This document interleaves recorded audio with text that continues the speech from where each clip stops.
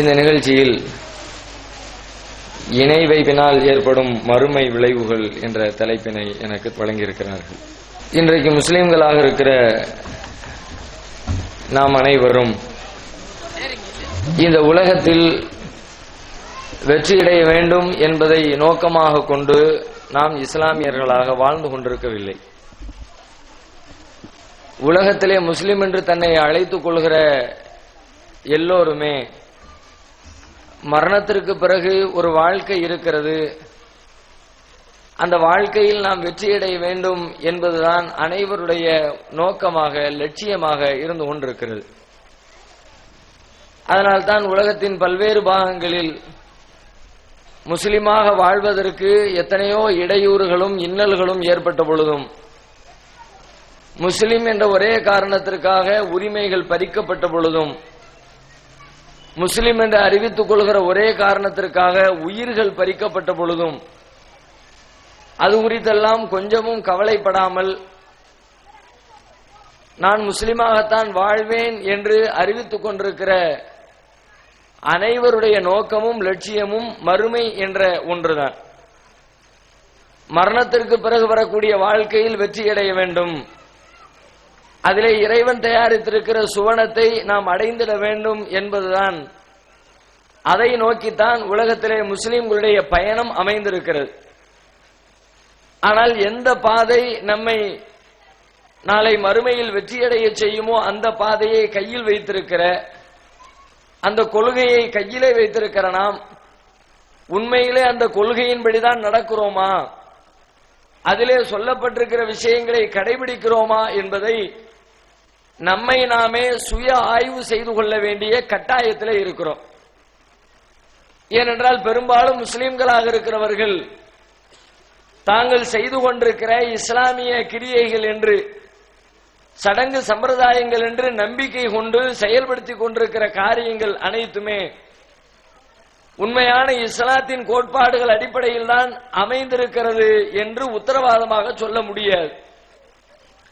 தலைமுறையாக இஸ்லாம் கடந்து வந்திருந்தாலும் கூட ஏராளமான கால இடைவெளி நபிகள் நாயகத்திற்கும் நமக்கும் இடையிலே இருக்கிற காரணத்தினால் இடைப்பட்ட காலத்திலே நமக்கு இஸ்லாத்தை சொல்லி தந்த பெரியவர்கள், நம்முடைய முன்னோர்கள் உண்மையான இஸ்லாத்திலே சொல்லப்பட்ட கருத்துக்களை அறிந்து கொள்ளாமல் அவர்களுடைய முன்னோர்களும் மூதாதையர்களும் எதை இஸ்லாம் என்று நம்பினார்களோ, எதை இஸ்லாம் என்று கடைபிடித்தார்களோ அதையெல்லாம் இஸ்லாம் என்ற பெயரால் நமக்கு சொல்லி தந்து விட்டு சென்று விட்டார்கள். அவற்றையெல்லாம் பரிசீலனை செய்யாமலேயே நாம் இஸ்லாத்தை கடைபிடித்துக் கொண்டு வருகிறோம்.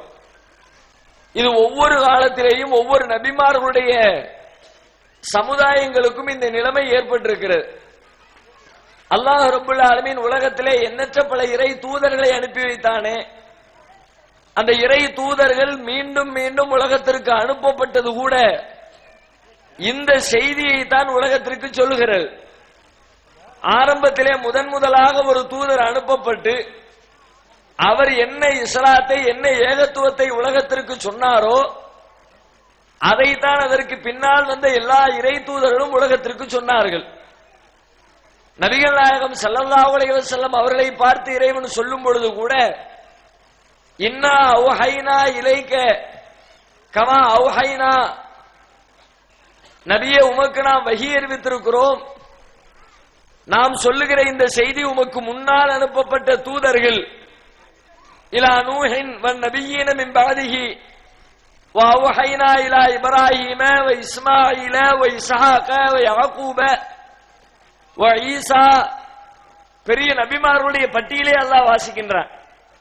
உங்களுக்கு முன்னால் வந்த நூஹ் நபிக்கு என்ன சொன்னோமோ, மூசா அலைஹிஸ்ஸலாத்திற்கு என்ன சொன்னோமோ, ஈசா அலைஹிஸ்ஸலாத்திற்கு எந்த ஏகத்துவத்தை கற்றுத்தந்தோமோ அந்த ஏகத்துவத்தை தான் உங்களுக்கும் நாம் வஹியாக தூது செய்தியாக அறிவித்திருக்கிறோம் என்று சொல்லுகிறான் இறைவன்.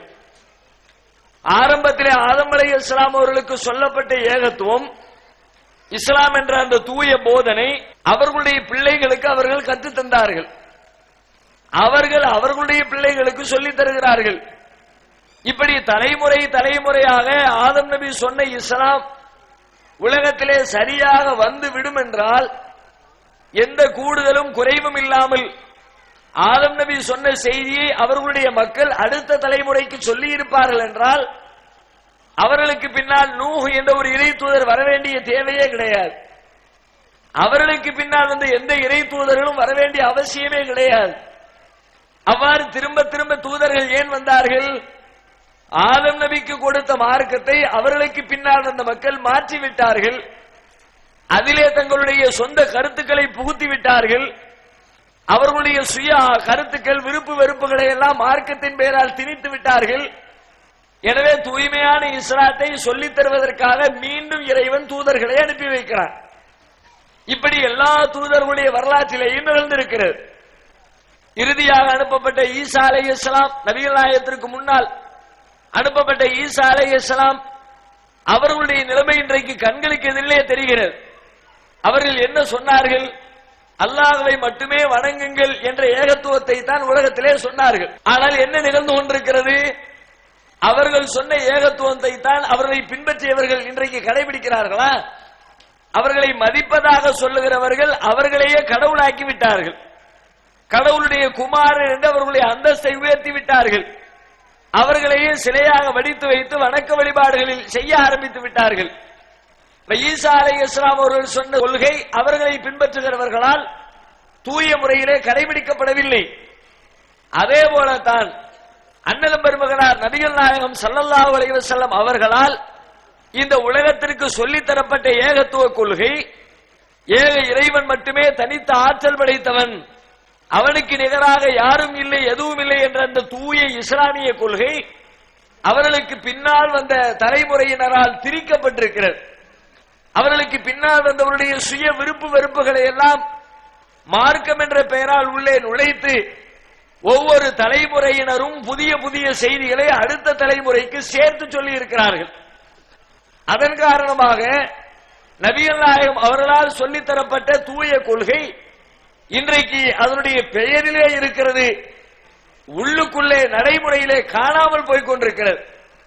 எனவே முஸ்லிம்களாக இருக்கிற நாம் முதலிலே ஒன்றை மனதிலே பதிய வைக்க வேண்டும். நாம் இஸ்லாமியராக இருக்கிறோம், நம்முடைய பெற்றோர் முஸ்லிம்களாக இருந்தார்கள், அவர்களுடைய பெற்றோர் முஸ்லிம்களாக இருந்தார்கள். எனவே நாம் நம்முடைய பெற்றோர் வழியாக எதை கற்றுக்கொண்டோமோ அதுதான் தூய்மையான இஸ்லாம், அதுதான் உண்மையான இஸ்லாம். அதிலே பரிசீலனைக்கு வேலையே தேவையில்லை, எதையும் அதிலே மாற்ற வேண்டியதில்லை, அது குறித்து நாம் சிந்திக்க வேண்டியதில்லை என்று யோசித்துக் கொண்டிருக்காமல் நம்முடைய முன்னோர்கள் சொல்லி தந்ததிலேயும் பிழை இருக்க வாய்ப்பு இருக்கிறது. உண்மையாக தூய்மையான இஸ்லாத்தை தான் நாம் கடைபிடிக்கிறோமா என்பதை ஒவ்வொருவரும் பரிசீலித்து பார்த்து கொள்ள வேண்டிய நிலையில் நாம் இருந்து கொண்டிருக்கிறோம் என்பதை முதலிலே உங்களுடைய மனதிலே பதிய வைத்துக் கொண்டு நம்முடைய நடவடிக்கைகள் எவ்வாறு அமைந்திருக்கிறது என்பதை பரிசீலிக்க துவங்குவோம் இன்ஷா அல்லாஹ். நம்முடைய நடவடிக்கை எவ்வாறு அமைந்திருக்கிறது என்று கேட்டால், இஸ்லாத்திற்கும் நமக்கும் இடையிலே ஒரு மிகப்பெரிய இடைவெளி ஏற்பட்டிருக்கிறது. இஸ்லாத்தினுடைய அடிப்படை கொள்கையிலே இருந்து நாம் தடம் புரண்டு போயிருக்கிறோம். ஒரு சில மேலோட்டமான காரியங்களை இஸ்லாத்தின் பெயரால் செய்து கொண்டிருக்கிறோமே தவிர, எதை கடைபிடித்தால் ஒருவர் முஸ்லிமாக அல்லாஹ்விடத்திலே ஏற்றுக்கொள்ளப்படுவாரோ அதை முஸ்லிம்களாக இருக்கிற பல பேர் கடைபிடிப்பதே கிடையாது. எதை செய்வதனால் ஒருவர் இஸ்லாத்தை விட்டு வெளியேறியவராக கருதப்படுவாரோ அப்படிப்பட்ட காரியங்களை எல்லாம் இஸ்லாத்தின் பெயராலேயே முஸ்லிம் சமூகம் சர்வ சாதாரணமாக செய்து கொண்டிருப்பதை பார்க்க முடிகிறது. உதாரணமாக இஸ்லாத்தினுடைய அடிப்படை நம்பிக்கை எது? இறைவனை நம்புவதிலேதான் இஸ்லாத்தினுடைய நம்பிக்கை இருக்கிறது. நபிகள் நாயகம் ஸல்லல்லாஹு அலைஹி வஸல்லம் அன்னவர்கள் சில விஷயங்களை பட்டியலிட்டு சொல்லி இதையெல்லாம் நாம் நம்பிக்கை கொள்ள வேண்டும் என்று நமக்கு சொல்லி தந்திருக்கிறார்கள். நாம் படிக்கிற மக்தபு மதரசாக்களிலேயே அதை நமக்கு சொல்லி தந்தும் இருப்பார்கள். ஆமன்து பில்லாஹி வ மலாயிகத்திஹி வ குதுபிஹி வ ருசுலிஹி வல் யௌமில் ஆகிரி வல் கத்ரி கைரிஹி வ ஷர்ரிஹி மினல்லாஹி தஆலா வல் பஅஸி பஅதல் மௌத். இத்தனை விஷயங்களையும் ஒரு முஸ்லிம் நம்பிக்கை கொண்டிருக்க வேண்டும். அல்லாஹ்வை நம்ப வேண்டும், மலக்குமார்களை நம்ப வேண்டும், வேதங்களை நம்ப வேண்டும், தூதர்களை நம்ப வேண்டும், நன்மை தீமை அனைத்தும் அல்லாஹ்வின் புறத்திலிருந்து ஏற்படுகிறது என்பதை நம்ப வேண்டும். மரணத்திற்கு பிறகு நாம் எழுப்பப்படுவோம் என்பதை நம்ப வேண்டும். இத்தனை விஷயங்களையும் நம்பிக்கை கொள்கிறவரே முஸ்லிமாக மூமினாக அல்லாஹ்விடத்திலே ஏற்றுக்கொள்ளப்படுகிறார். ஒருவர் முஸ்லிமாக இருப்பதற்கு அடிப்படையான நம்பிக்கை இவை. இதிலே முதலிலே இருக்கிற முக்கிய நம்பிக்கை எடுத்துக்கொள்வோம். ஆமன்து பில்லாஹ், நான் அல்லாஹ்வை நம்பிவிட்டேன் என்று ஒரு முஸ்லிம் நம்பிக்கை கொண்டிருக்க வேண்டும். அல்லாஹ்வை நம்பிவிட்டேன் என்றால் என்ன? எப்படி நம்புவது? அல்லாஹ் என்று ஒருவன் இருக்கிறான் என்று நம்புவதற்கு பெயர் அல்ல அல்லாஹ்வை நம்புவது. அப்படி பார்த்தால் முஸ்லிம் அல்லாத மக்கள் கூட அல்லாஹ் என்று ஒருவன் இருக்கிறான் என்று நம்புகிறார்கள். முஸ்லிம்கள் வணங்குகிற கடவுளுக்கு பெயர் அல்லாஹ் என்று நம்பி இருக்கிறார்கள். வெறுமனே அல்லாஹ் இருக்கிறான் என்று நம்புகிற நம்பிக்கைக்கு பெயர் இறை நம்பிக்கை அல்ல. அல்லாஹ்வை நம்புகிற விதமும் அது அல்ல. அல்லாஹ் என்றால் யார், அவன் எப்படிப்பட்டவன், அவனுடைய ஆற்றல் என்ன, என்னென்ன வேலைகளை செய்து கொண்டிருக்கிறான், அவனுடைய திறமைகள், அவனுக்கு செய்ய வேண்டிய கடமைகள், அவன் இந்த உலகத்திலே செய்து கொண்டிருக்கிற காரியங்கள், இவை அனைத்தையும் இஸ்லாம் என்ன சொல்கிறதோ, திருமறை குர்ஆன் என்ன சொல்கிறதோ, நபிகள் நாயகம் என்ன சொன்னார்களோ அத்தனை விஷயங்களையும் சேர்த்து இறைவனை பற்றி நாம் நம்பிக்கை கொள்ள வேண்டும். அப்படி யார் நம்புகிறாரோ அவர்தான் இறைவனை நம்பியவர், அல்லாஹ்வை நம்பியவர் என்ற பட்டியலுக்குள்ளே இடம்பெற முடியும். இந்த அடிப்படையான நம்பிக்கையிலே ஒருவர் தவறு செய்தால், இதிலே இறைவன் எவ்வாறு தன்னை நம்ப வேண்டும் என்று சொல்லி தந்தாலோ அந்த நம்பிக்கைக்கு எதிரான நம்பிக்கை அவருடைய உள்ளத்திலே இருக்கும் என்றால், அவர் தன்னுடைய பெயரை அரபி மொழியிலே வைத்துக் கொண்டாலும், அவர் எத்தனை நாட்கள் தொழுதாலும், இறைவனுக்காக நோன்பிருந்தாலும், எவ்வளவு பெரிய நற்காரியங்களில் ஈடுபட்டாலும், தன்னுடைய சொத்து செல்வங்களை எல்லாம் அள்ளி அள்ளி தர்மம் செய்தாலும், அவர் அல்லாஹ்விடத்திலே முஸ்லிமாக இறைவனை நம்பியவராக ஏற்றுக்கொள்ளப்பட மாட்டார். இது இஸ்லாத்தினுடைய அடிப்படை விதி. இந்த நம்பிக்கை முஸ்லிம்களிடத்தில் எப்படி இருக்கிறது? இறைவன் சொன்னபடிதான் நம்புகிறோமா? இறைவன் தன்னை பற்றி என்ன சொல்லுகிறான்? திருமறை குர்ஆனிலே சூரத்துல் இக்லாஸ் மன தூய்மை என்ற அத்தியாயம் இருக்கிறது. ஒரு சின்னஞ்சிறிய அத்தியாயம். அல்லாஹ்வை பற்றி மிக தெளிவாக உலகத்திற்கு பிரகடனம் செய்கிற அத்தியாயம். அந்த அத்தியாயம் என்ன சொல்கிறது? குல், நபியே சொல்லுங்கள், ஹுவல்லாஹு அஹத், அவன்தான் அல்லாஹ், அவன் ஒருவனே, அல்லாஹ் ஒருவனே, அல்லாஹு சமத், அல்லாஹ் எந்த தேவைகளும் இல்லாதவன், லம் யலித், அவன் யாரையும் பெறவில்லை, வலம் யூலது, அவன் யாராலும் பெறப்படவில்லை, வலம் யகுல்லஹு குஃபுவன் அஹத், அவனுக்கு நிகராக எதுவும் இல்லை. ரத்தின சுருக்கமாக இறைவனை பற்றி உலகத்திற்கு அறிமுகப்படுத்துகிற அற்புதமான ஒரு அத்தியாயம் சூரத்துல் இக்லாஸ் என்ற இந்த அத்தியாயம். இதிலே இருக்கிற இறுதி வசனத்தை எடுத்துக் கொள்ளுங்கள். இறைவனுக்கு நிகராக யாரும் இல்லை, எதுவும் இல்லை. இஸ்லாம் இப்படித்தான் இறைவனை நம்ப சொல்கிறது. இன்றைக்கு முஸ்லிம்களிடத்திலே கணக்கெடுப்பு நடத்துங்கள். அல்லாஹ்வை போன்று யாராவது இருக்கிறார்களா? அல்லாஹ்வுக்கு நிகராக யாராவது இருக்கிறார்களா? அல்லாஹ்வுக்கு இணையாக யாராவது இருக்கிறார்களா என்ற ஒரு கேள்வியை முஸ்லிம் சமூகத்திலே நீங்கள் எடுத்து போட்டால் அதனை ஏற்றுக்கொள்கிறவர் எவருமே இருக்க மாட்டார். அல்லாஹ்வுக்கு நிகராக யாரும் கிடையாது, அல்லாஹ்வை போல எவரும் கிடையாது, அல்லாஹ்வுடைய ஆற்றல் பெற்றவர் எந்த படைப்பு உலகத்திலே கிடையாது. வாயால் மிக தெளிவாக முஸ்லிம் சமுதாயம் அதை சொல்லிக் கொண்டிருக்கிறது. ஆனால் உண்மையிலே அதை நம்புகிறதா? வாயால் சொல்லுகிற அனைத்து செய்திகளையுமே உள்ளத்தால் சொல்லுகிறார்களா? இறைவன் வெறுமனே வாய் வார்த்தைகளை மட்டும் பார்க்கிறவன் கிடையாது. நீங்கள் வாயிலே ஒன்றை சொல்லிவிட்டு உள்ளத்திலே அதற்கு நேர் எதிர்மறையான நம்பிக்கையை வைத்திருந்தால், இன்னல்லாஹ் யஅலமு மா ஃபி ஸுதூர், உள்ளங்களில் உள்ளதை அறிகிறவன் அல்லாஹ், அவன் உள்ளத்தின்படிதான் தீர்ப்பளிப்பானே தவிர நீங்கள் உதட்டிலே பேசிய அந்த வார்த்தைகளை வைத்துக் கொண்டு முடிவெடுக்கிறவன் அல்ல இறைவன். இன்றைக்கு முஸ்லிம்கள் இறைவனுக்கு நிகராக யாரும் இல்லை என்று சொன்னார்களே, அதை தங்கள் வாழ்க்கையில் கடைபிடிக்கிறார்களா? அதை தங்களுடைய வாழ்க்கையிலே நம்புகிறார்களா? பரிசோதித்து பாருங்கள். இல்லவே இல்லை என்று அடித்து சொல்லலாம். எப்படி சொல்லலாம்? ஏராளமான சான்றுகள். உதாரணமாக, இறைவனுக்கு நிகராக யாரும் இல்லை, எதுவும் இல்லை என்றால் என்ன பொருள்?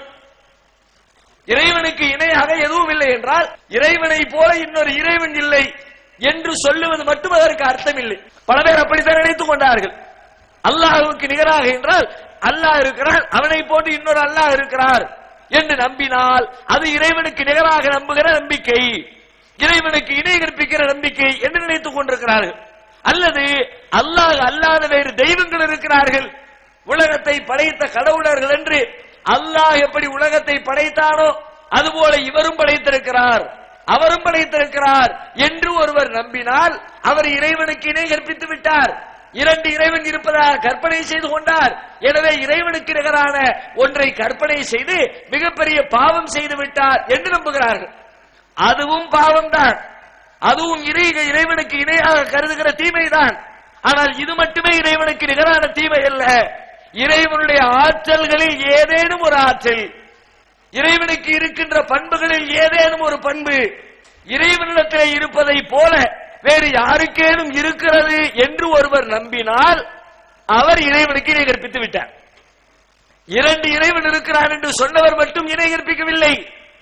இறைவனிடத்தில் இருக்கிற பண்பு, இறைவனிடத்தில் இருக்கிற ஆற்றல் அந்த இறைவனிடத்தில் இருப்பதை போல இவரிடத்தில் இருக்கிறது, இந்த பொருளிடத்தில் இருக்கிறது என்று நம்பிவிட்டால் அவர் இறைவனுக்கு நிகராக இணையாக கற்பனை செய்கிற பாவத்தில் ஈடுபட்டு விட்டார் என்று இஸ்லாம் சொல்லுகிறது.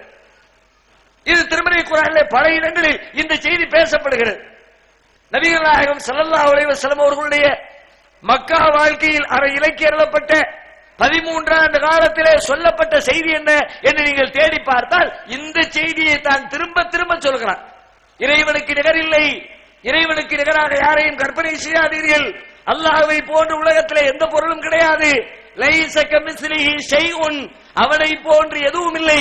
இதுதான் திரும்ப திரும்ப திரும்ப 13 ஆண்டு காலம் நபிகளாருக்கு அருளப்பட்ட வசனங்களில் இறை தூதரவர்களுக்கு நினைவுபடுத்தப்பட்டது. சிந்தித்து பாருங்கள், இன்றைக்கு இந்த விஷயத்தில் முஸ்லிம்கள் தெளிவாக இருக்கிறோமா? யோசித்து பார்த்தால் பல நிலைகளில் பல இடங்களில் இறைவனுக்கு இருக்கிற ஆற்றலை இறைவனுடைய படைப்புகளுக்கு கொடுத்து கொண்டிருக்கிறோம். ஊருக்கு ஊர் கட்டப்பட்டிருக்கிற தர்காக்கள் அதற்கு ஒரு சாட்சி. இறந்தவர்களை அடக்கம் செய்துவிட்டு அந்த அடக்க ஸ்தலத்திலே ஒரு கட்டிடத்தை கட்டி அந்த கட்டிடத்திற்குள்ளே போய் வழிபாடு செய்கிறார்கள். சில பேர் கையேந்தி பிரார்த்திக்கிறார்கள், சில பேர் சிபாரிசுக்காக அழைக்கிறார்கள், தங்களுடைய கஷ்ட நஷ்டங்களை எல்லாம் முறையிடுகிறார்கள். அவுலியாக்களே, மகான்களே, பெரியார்களே, நீங்கள் தான் எங்களுடைய கஷ்டங்களை நிவர்த்தி செய்து வைக்க வேண்டும் என்று தர்காக்களில் அடங்கி இருப்பவர்களிடத்திலே போய் கையேந்தி பிரார்த்தித்துக் கொண்டிருக்கிற ஒரு முஸ்லிம்களுடைய கூட்டத்தை பார்க்கிறோம். இதில் அடிப்படையாக ஒரு விஷயத்தை மேலோட்டமாக சிந்தித்து பாருங்கள். நீங்கள் ஆழ்ந்த திருமறை குர்ஆனுடைய அறிவு உங்களுக்கு இருக்க தேவையில்லை. நபிகள் நாயகம் இது குறித்து என்ன சொன்னார்கள், அந்த ஆழ்ந்த இறை தூதருடைய போதனைகளை நீங்கள் கற்றறிந்திருக்க வேண்டியதில்லை. குர்ஆனிலேயும் ஹதீஸிலேயும் இதற்கு எதிரான செய்திகள் இருந்தாலும் கூட அதை தெரியாத ஒருவர் மேலோட்டமாக அவருக்கு வழங்கப்பட்டிருக்கிற பகுத்தறிவை பயன்படுத்தி சிந்தித்தாலே இந்த தர்காக்களும் அங்கே செய்யப்படுகிற அங்கே நாம் கேட்கிற கோரிக்கைகளும் இறைவனுக்கு இணை கற்பிக்கிற பாதக செயல் என்பதை எல்லா முஸ்லிம்களும் அறிந்து கொள்ள முடியும். எப்படி? இறைவனிடத்திலே ஒரு பண்பு இருக்கிறது. திருமறை குர்ஆன் நெடுகிலும் அந்த பண்பு சொல்லப்பட்டிருக்கிறது. இன்னல்லாஹ ஸமீஉன் பஸீர், அல்லாஹ் செவியேற்பவனாகவும் பார்ப்பவனாகவும் இருக்கிறான். இறைவனிடத்திலே இருக்கிற பண்புகளில் ஒன்று இறைவன் பார்த்து கொண்டிருக்கிறான், இறைவன் கேட்டுக் கொண்டிருக்கிறான். இப்பொழுது முஸ்லிம்களாக இருக்கிற உலகத்திலே இருக்கிற மனிதர்களில், விலங்கினங்களில் எல்லா விலங்குகளும் எல்லா மனிதர்களும் இந்த பண்பு கொண்டவர்களாகத்தான் இருக்கிறார்கள். மனிதர்களில் பெரும்பாலானவர்கள் பார்க்கிறார்கள், பெரும்பாலானவர்கள் கேட்கிறார்கள். நான் பேசுவதை நீங்கள் கேட்கிறீர்கள், நீங்கள் பேசுவதை நான் கேட்கிறேன். ஒரு முஸ்லிம் இதை எப்படி நம்புவது? உங்களை நான் பார்க்கிறேன், என்னை நீங்கள் பார்க்கிறீர்கள், ஒரு முஸ்லிம் இதை எப்படி நம்புவது? வலம் யகுல்லஹு குஃபுவன் அஹத் என்று குர்ஆன் சொல்லுகிறது. அல்லாஹ்விடத்திலே இருக்கிற ஆற்றல் அவனிடத்திலே இருப்பதை போல அவனுக்கு நிகராக யாரும் இல்லை. அவன் கேட்கிறான் என்றால் வேறு யாரும் கேட்க கூடாது என்று பொருளாகிறது. அவன் பார்க்கிறான் என்றால் வேறு யாரும் பார்க்கவில்லை என்று நம்பிக்கை கொள்ள வேண்டும். இங்கே அல்லாஹ் பார்க்கிறான், மனிதர்களாகிய நாமும் பார்க்கிறோம். அல்லாஹ் கேட்கிறான், மனிதர்களாகிய நாமும் கேட்கிறோம். ஒரு முஸ்லிம் இதை எப்படி நம்புவது? அல்லாஹ் பார்க்கிறான், அவன் பார்க்கிற விதம் வேறு. இறைவன் பார்ப்பதை போல மனிதர்கள் பார்ப்பது கிடையாது. இறைவனிடத்திலேயும் பார்க்கிற ஆற்றல் இருக்கிறது, பண்பு இருக்கிறது. ஆனால் இறைவன் பார்க்கிற விதம் வேறு, மனிதர்களாகிய நாம் பார்க்கிற விதம் வேறு. இறைவன் கேட்கிற விதம் வேறு, மனிதர்களாகிய நாம் கேட்கிற விதம் வேறு. நாம் பார்க்க வேண்டும் என்றால் நம்முடைய பார்வைக்கு சில எல்லைகள் இருக்கிறது. ஒரு குறிப்பிட்ட தூரம் வரைக்கும் தான் பார்க்க முடியும். நெடுந்தூரத்திலே இருக்கிற ஒன்றை மனித கண்களால் பார்க்க முடியுமா? 10 கிலோமீட்டர் அப்பால் இருக்கிற ஒரு பொருளை மனிதன் தன்னுடைய கண்களால் காண முடியுமா? மனித கண்களுக்கு அந்த ஆற்றல் இல்லை. அதே போல மனிதன் பார்க்க வேண்டும் என்றால் கண்களிலே பார்வை இருப்பதை போல பார்க்கின்ற இடத்திலே வெளிச்சம் இருக்க வேண்டும். வெளிச்சம் இல்லாத இடத்திலே கண்ணில் பார்வை இருந்தாலும் பார்க்க முடியாது. ஒரு திரை இருந்தால் திரைக்கு அப்பால் பார்க்க முடியாது. வெகு தூரத்தில் இருந்தால் தூரத்தில் இருப்பதை பார்க்க முடியாது. படைத்த இறைவனுக்கு இப்படி இலக்கணங்கள் உண்டா? அல்லாஹ் பார்க்கிறான், தூரத்தில் இருப்பதை அல்லாஹ் பார்க்க முடியாது என்று ஒரு முஸ்லிம் நம்ப முடியுமா? அவன் எங்க இருக்கிறான்? 7 வானங்களை கடந்து அரிசின் மீது வீற்றிருக்கிறான் அல்லாஹ் ரப்பல் ஆலமீன். அங்கிருக்கிற இறைவன் 7 வானங்களை கடந்திருக்கிற பூமியிலே மனிதர்கள் செய்கிற காரியங்களை மிக கவனமாக பார்த்துக் கொண்டிருக்கிறான். எத்தனையோ தடைகள் திரைகள் இருக்கிறது, அனைத்தையும் கடந்து பார்க்கிறான். வெளிச்சம் உள்ள இடத்திலேயும் பார்க்கிறான், வெளிச்சம் இல்லாத இருட்டுகளிலும் இறைவன் பார்க்கிறான். இறைவனுடைய பார்வைக்கு எந்த இலக்கணங்களும் கிடையாது, எந்த எல்லையும் கிடையாது, எந்த கட்டுப்பாடும் கிடையாது. அனைத்தையும் பார்ப்பவன் இறைவன் என்பது இறைவனுடைய பார்வை திறன். சிலரை மட்டுமே பார்க்க முடியும், மனிதனின் பார்வை திறன். இப்படி பிரிக்க வேண்டும். வலம் யகுல்லஹு குஃபுவன் அஹத் என்ற வார்த்தையிலே ஒரு முஸ்லிம் நம்பிக்கை கொண்டிருந்தால் இறைவனும் பார்க்கிறான், மனிதர்களும் பார்க்கிறார்கள். இறைவன் பார்ப்பது வேறு, மனிதர்கள் பார்ப்பது வேறு, பிரிக்க வேண்டும். அதே போல செவிப்புலன் இருக்கிறது, நாம் கேட்கிறோம், இறைவனும் கேட்கிறார். இரண்டும் ஒன்றா? நாம் கேட்பதாக இருந்தால் பேசுகிறவரும் கேட்பவரும் அருகிலே இருக்க வேண்டும். அப்பொழுதுதான் பேசுகிறவரின் பேச்சை கேட்க முடியும். 500 கிலோமீட்டர் தொலைவுக்கு அப்பால் இருந்து கொண்டு இங்கிருந்து பேசுகிறவருடைய பேச்சை கேட்க இயலுமா? கண்டிப்பா கேட்க முடியாதுன்னு சொல்லிடுவோம். 50 கிலோமீட்டர்ல கேட்க முடியாது, ஏன் ஒரு 5 கிலோமீட்டர் கேட்க முடியாது. ஒரு 1 கிலோமீட்டர் தூரத்தில் இருந்தால் கூட பேசுகிற பேச்சை கேட்க முடியாது. மனிதனின் செவிப்புலன் செயல்பட வேண்டும் என்றால் பேசுகிறவரும் கேட்கிறவரும் அருகிலே இருக்க வேண்டும். ஒருவேளை தூரத்திலே இருந்தால் அந்த தூரத்தை குறைக்கிற கருவிகளை பயன்படுத்த வேண்டும். செல்போன் வழியாக தொடர்பு கொள்ள வேண்டும், இணையதளம் வழியாக தொடர்பு கொள்ள வேண்டும், அல்லது ஒளிபெருக்கி வழியாக தொடர்பு கொள்ள வேண்டும். இப்படி தூரத்தை குறைக்கின்ற கருவிகளை பயன்படுத்தினால்தான் மனிதனின் செவிப்புலன் செயல்படும், இல்லாட்டி கேட்க முடியாது. அதே போல பேசுகிற இடத்திலே காற்று அறைகள் நிரம்பி இருக்க வேண்டும். இப்ப நான் பேசுற பேச்சை நீங்க கேட்கிறீங்க, எப்படி கேட்கிறீர்கள்? என்னுடைய வாய்க்கு அருகிலே இருக்கிற காற்று உங்கள் காதுகளை வந்து அடைகிறது. எனவே இங்க இருக்கிற சொல் அங்கே உங்களால் கேட்டு விளங்க முடிகிறது. இங்க இருக்கிற காற்றை அங்க வரவிடாம தடுத்துட்டோம்னு வச்சுக்குவோம். ஒரு பெரிய கண்ணாடி கூண்டு போட்டு நான் உள்ள நின்று கொண்டு கத்துக்கிறேன், வெளியில யாருக்கு என்ன விளங்கும்? கேட்க முடியாது. ஏன்? காற்று வெளியில வரவில்லை. அப்ப உங்களுடைய காது கேட்க வேண்டும் என்றால் காது நன்றாக இருந்தால் மட்டும் போதாது, பேசுகிற இடத்திலே காற்று இருக்க வேண்டும், கேட்கிற இடத்திலே காற்று இருக்க வேண்டும். அதுபோல ஒரு நேரத்திலே ஒரு மனிதனால் ஒரு ஓசையை தான் கேட்டு புரிந்து விளங்கிக் கொள்ள முடியும்.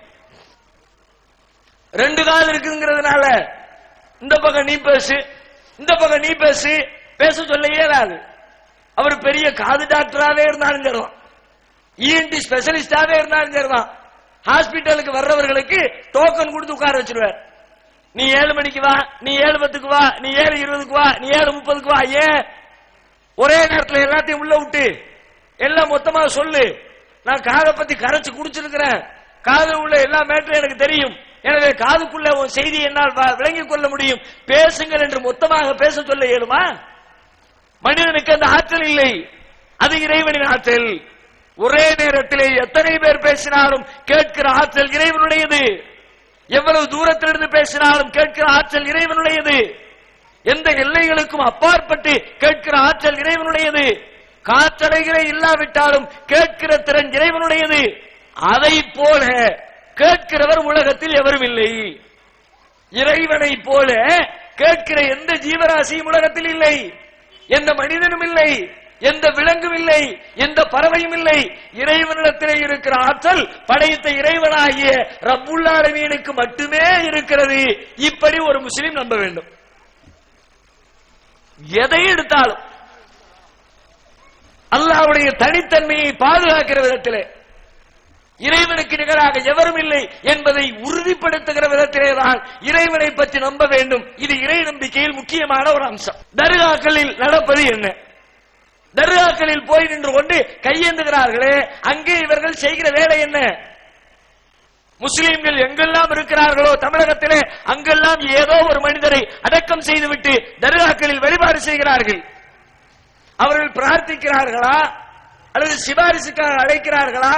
அது சரியா தவறா அந்த வாதத்திற்குள்ளே நான் போகவில்லை. நீங்கள் கேட்கிறீர்களோ அல்லது அவரை சிபாரிசுக்கு அழைக்கிறீர்களோ, எதற்கு வேண்டுமானாலும் இருக்கட்டும், நீங்கள் போய் அந்த கபரிலே போய் நின்று கொண்டு பேசுகிறீர்களே, இந்த பேச்சுக்களை அவர்கள் கேட்பார்களா? பதில் சொல்லுங்கள் பார்க்கலாம். இறந்தவர் மனிதர் தானே, அவர் அவுளியான்னு வச்சுக்கோங்க, மகான்னு வச்சுக்கோங்க, பெரிய புனிதர்னு வச்சுக்கோங்க, யாரா இருக்கட்டும், அவர் மனிதனா இறைவனா? இறைவனா அல்லது இறைவனால் படைக்கப்பட்டவர்களா? இறைவனால் படைக்கப்பட்டவர்கள் என்பதிலே மாற்று கருத்து இல்லை. இறைவனால் படைக்கப்பட்ட பொருள் என்றால் இறைவன் கேட்பதை போல அவர்களால் கேட்க முடியுமா? கேட்க முடியாது. நீங்க எப்படி கேட்கிறீர்கள்? அங்க போய் அவுளியாக்களிடத்தில் போய் தர்காக்களில் போய் நின்று கொண்டு அவுளியாக்களே என்று கேட்கிறீர்கள். உங்கள் வீடுகளில் அமர்ந்து கொண்டு எங்கோ அடக்கம் செய்யப்பட்டிருக்கிற அவுளியாவை கையேந்தி அழைக்கிறீர்கள். திருப்பூரிலே உட்கார்ந்து கொண்டு மொய்யீன் அப்துல் காதர் ஜீலானியேங்கிறார். அல்லாஹ் ரசூல் மொய்யீனே உட்கார்ந்து எந்திக்கும் போது மொய்யீன் எங்க இருக்கிறாரு? பக்கத்து வீட்டுக்காரரா? நீங்க உட்கார்ந்து இருக்க ரூமுக்கு பக்கத்து ரூம்ல சேர் போட்டு உட்கார்ந்து இருக்காரா? அவரை மொய்யீன் கூப்பிடுங்க, தப்பு கிடையாது. ஆனா நீங்க கூப்பிடுற மொய்யீன் யாரு? ஈராக்கில் வாழ்ந்து பகதாதில் அடக்கம் செய்யப்பட்ட மொய்யீனை திருப்பூர்ல கோம்பை தோட்டத்து வீட்டுக்குள்ள உட்கார்ந்துகிட்டு எந்திரிக்கும் போது அல்லாஹ் ரசூல் மொய்யீனை அழைக்கிறீர்களே, அவருக்கு கேட்குமா? ஒண்ணு கேட்கும்னு சொல்லணும், இல்லாது கேட்கலன்னு சொல்லணும். கேட்கலன்னு சொன்னா கேட்காதவனை கூப்பிட்ட நீ லூசா? கேட்கலன்னு தெரியுது இல்ல, இவன் காது கேட்காது. அப்படிப்பட்ட ஒருத்தரை போய் கூப்பிட்டு பேசிக்கிட்டு இருந்தா, தெருவில் ஒருத்தர் போய்கிட்டு இருக்கிறாரு, பின்னாடி இருந்து கூப்பிடுறிய, அவர் பேரை சொல்லி கூவுறிய, எப்பா அப்துல் ரஹ்மா சத்தம் போடுறிய. அவன் திரும்பியே பார்க்கல. ஏன்? அவருக்கு 2 ஸ்பீக்கர் அவுட்.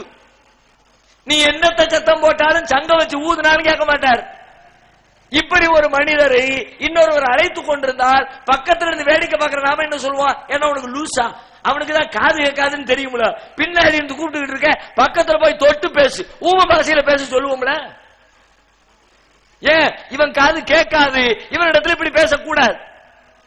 முய்யீனுடைய காது கேட்காது என்றால் ஏன் அவரை அழைத்தீர்கள்? அழைத்தது தவறு இல்லை. கேட்கும் என்று நம்பினால் தூரத்திலே இத்தனை லட்ச கிலோமீட்டர்களுக்கு அப்பால் அடக்கம் செய்யப்பட்டிருக்கிற மனிதர் இங்கே நீங்கள் அழைக்கிற அழைப்பை அங்கிருந்து கேட்பார் என்றால் இது இறைவனுக்கு இருக்கிற ஆற்றலா, மனிதர்களுக்கு இருக்கிற ஆற்றலா?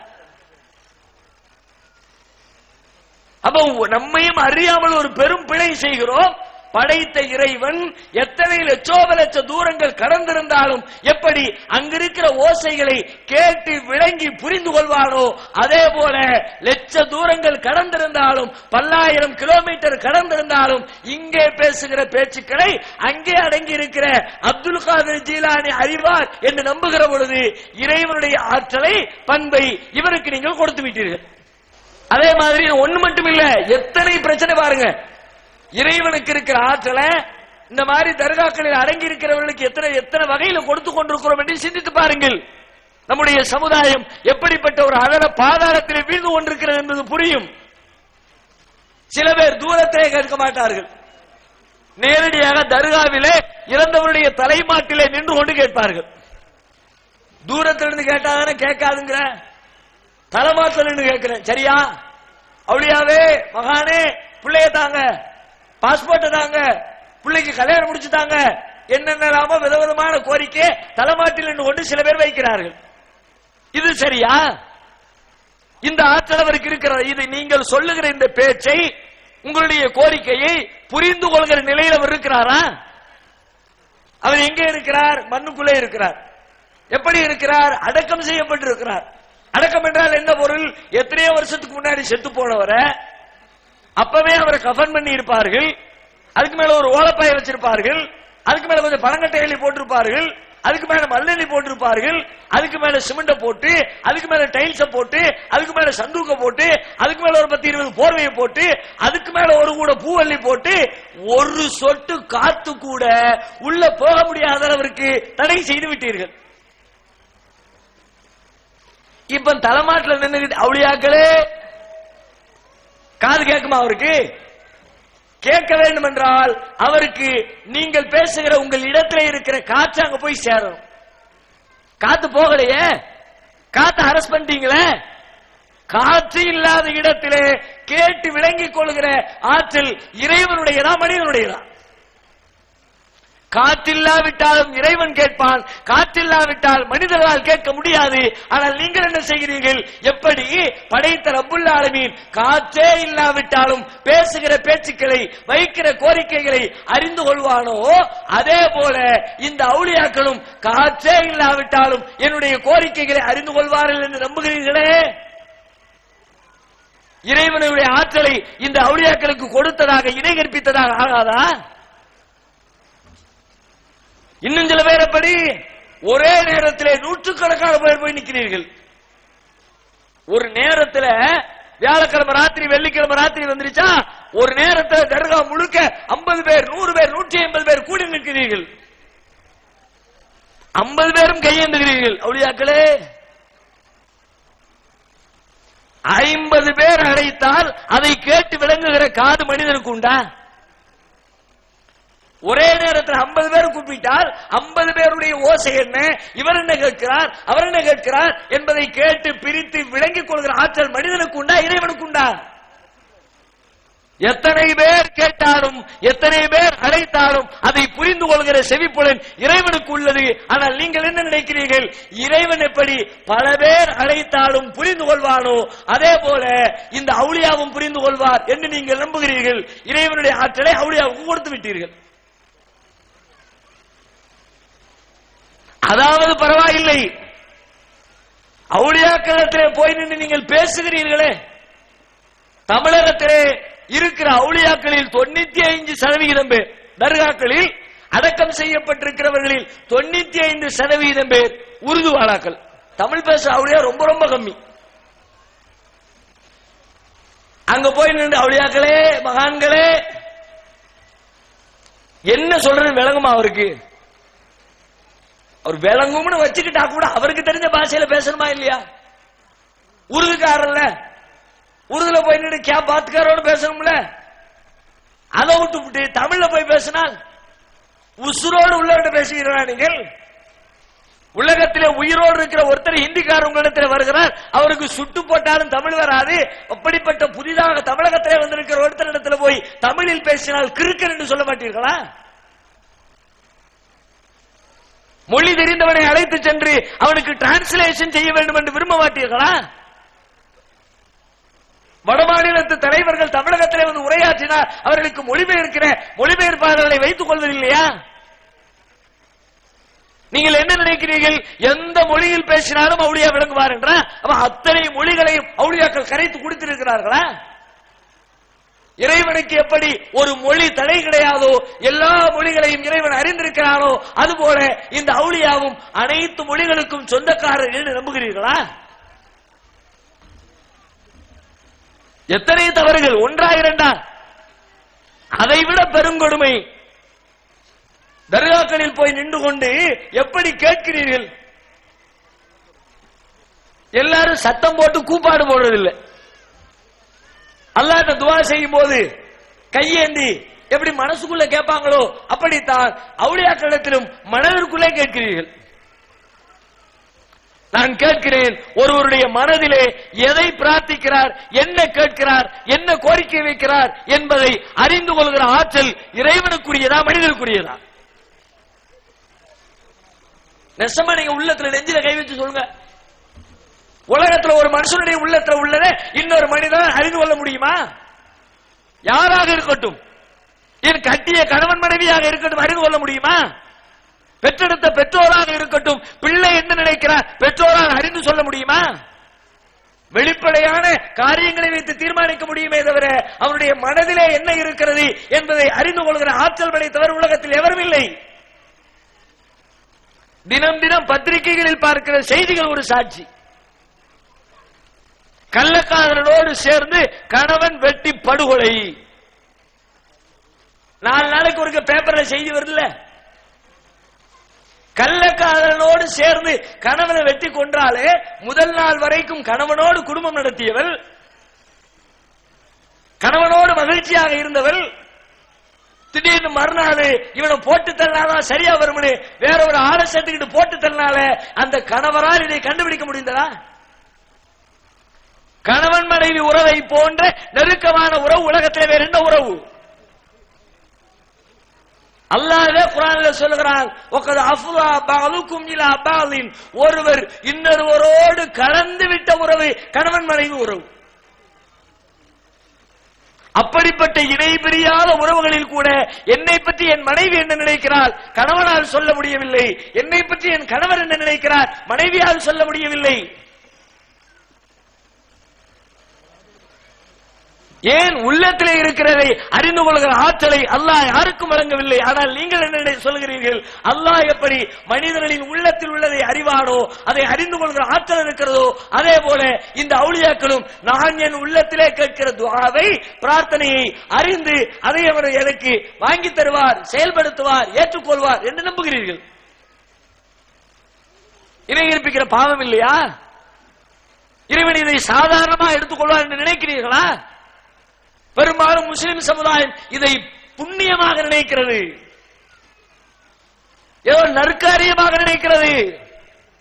இறைவனின் பார்வையிலே மிகப்பெரிய கோபத்தை அல்லாஹ்விற்கு ஏற்படுத்துகிற பெரும்பாவம் இது. இஸ்லாமிய மார்க்கத்திலே சொல்லப்பட்ட பாவங்களில் முதலிடத்திலே வைக்கப்பட்டிருக்கிற பாவம் இது. நபிகளாரிடத்திலே கேட்கப்படுகிறது, ஐயுதம்பி ஆலம், அல்லாஹ்விடத்திலே மிகப்பெரிய பாவம் எது என்று கேட்கிறார்கள் நபி தோழர்கள். நபிகள் நாயகம் ஸல்லல்லாஹு அலைஹி வஸல்லம் பதிலளிக்கிறார்கள், அன்தஜஅல லில்லாஹி நித்தன் வஹுவ கலகக, அல்லாஹ்விற்கு இணை கற்பிப்பது அவன் உன்னை படைத்திருக்கிற நிலையிலே. அல்லாஹ் தான் உன்னை படைச்சான், வேற யாரும் படைக்கலையே, அவனுக்கு நிகரான ஆற்றல் படைச்சவர் ஒருத்தரும் இல்லையே. அப்படிப்பட்ட ரப்புல் ஆலமீனுக்கு இணையாக நிகராக ஆற்றல் படைத்த ஒருவர் இருக்கிறார் என்று நீ நம்பிக்கை கொள்வது அதுதான் அல்லாஹ்விடத்திலே இறைவனுக்கு பிடிக்காத மிகப்பெரிய பாவம் என்கிறார்கள் நபிகள் நாயகம். அதனால்தான் திருமறை குர்ஆனிலே பல இடங்களில் அல்லாஹ் இதை எச்சரிப்பதை போல வேறு எதை பற்றியும் எச்சரிக்கவில்லை. நபிகளார் சொல்லுகிறார்கள், மம்மாத்தலா யுஷ்ரிகு பில்லாஹ், யார் அல்லாஹ்விற்கு இணை கற்பிக்கவில்லையோ அதே நிலையில் மரணிக்கிறாரோ ஃபக்கத் தகலல் ஜன்னah, அவர் சுவர்க்கத்திற்குள் நுழைவார். இறைவனுக்கு நிகராக யாரையும் கற்பனை செய்யாவிட்டால் அதை அல்லாஹ் ஏற்றுக்கொள்கிறான், மகிழ்கிறான், மகிழ்ச்சி அடைகிறான். வேறு எந்த பாவங்களை நீங்கள் செய்திருந்தாலும் விரும்பினால் மன்னிப்பான்.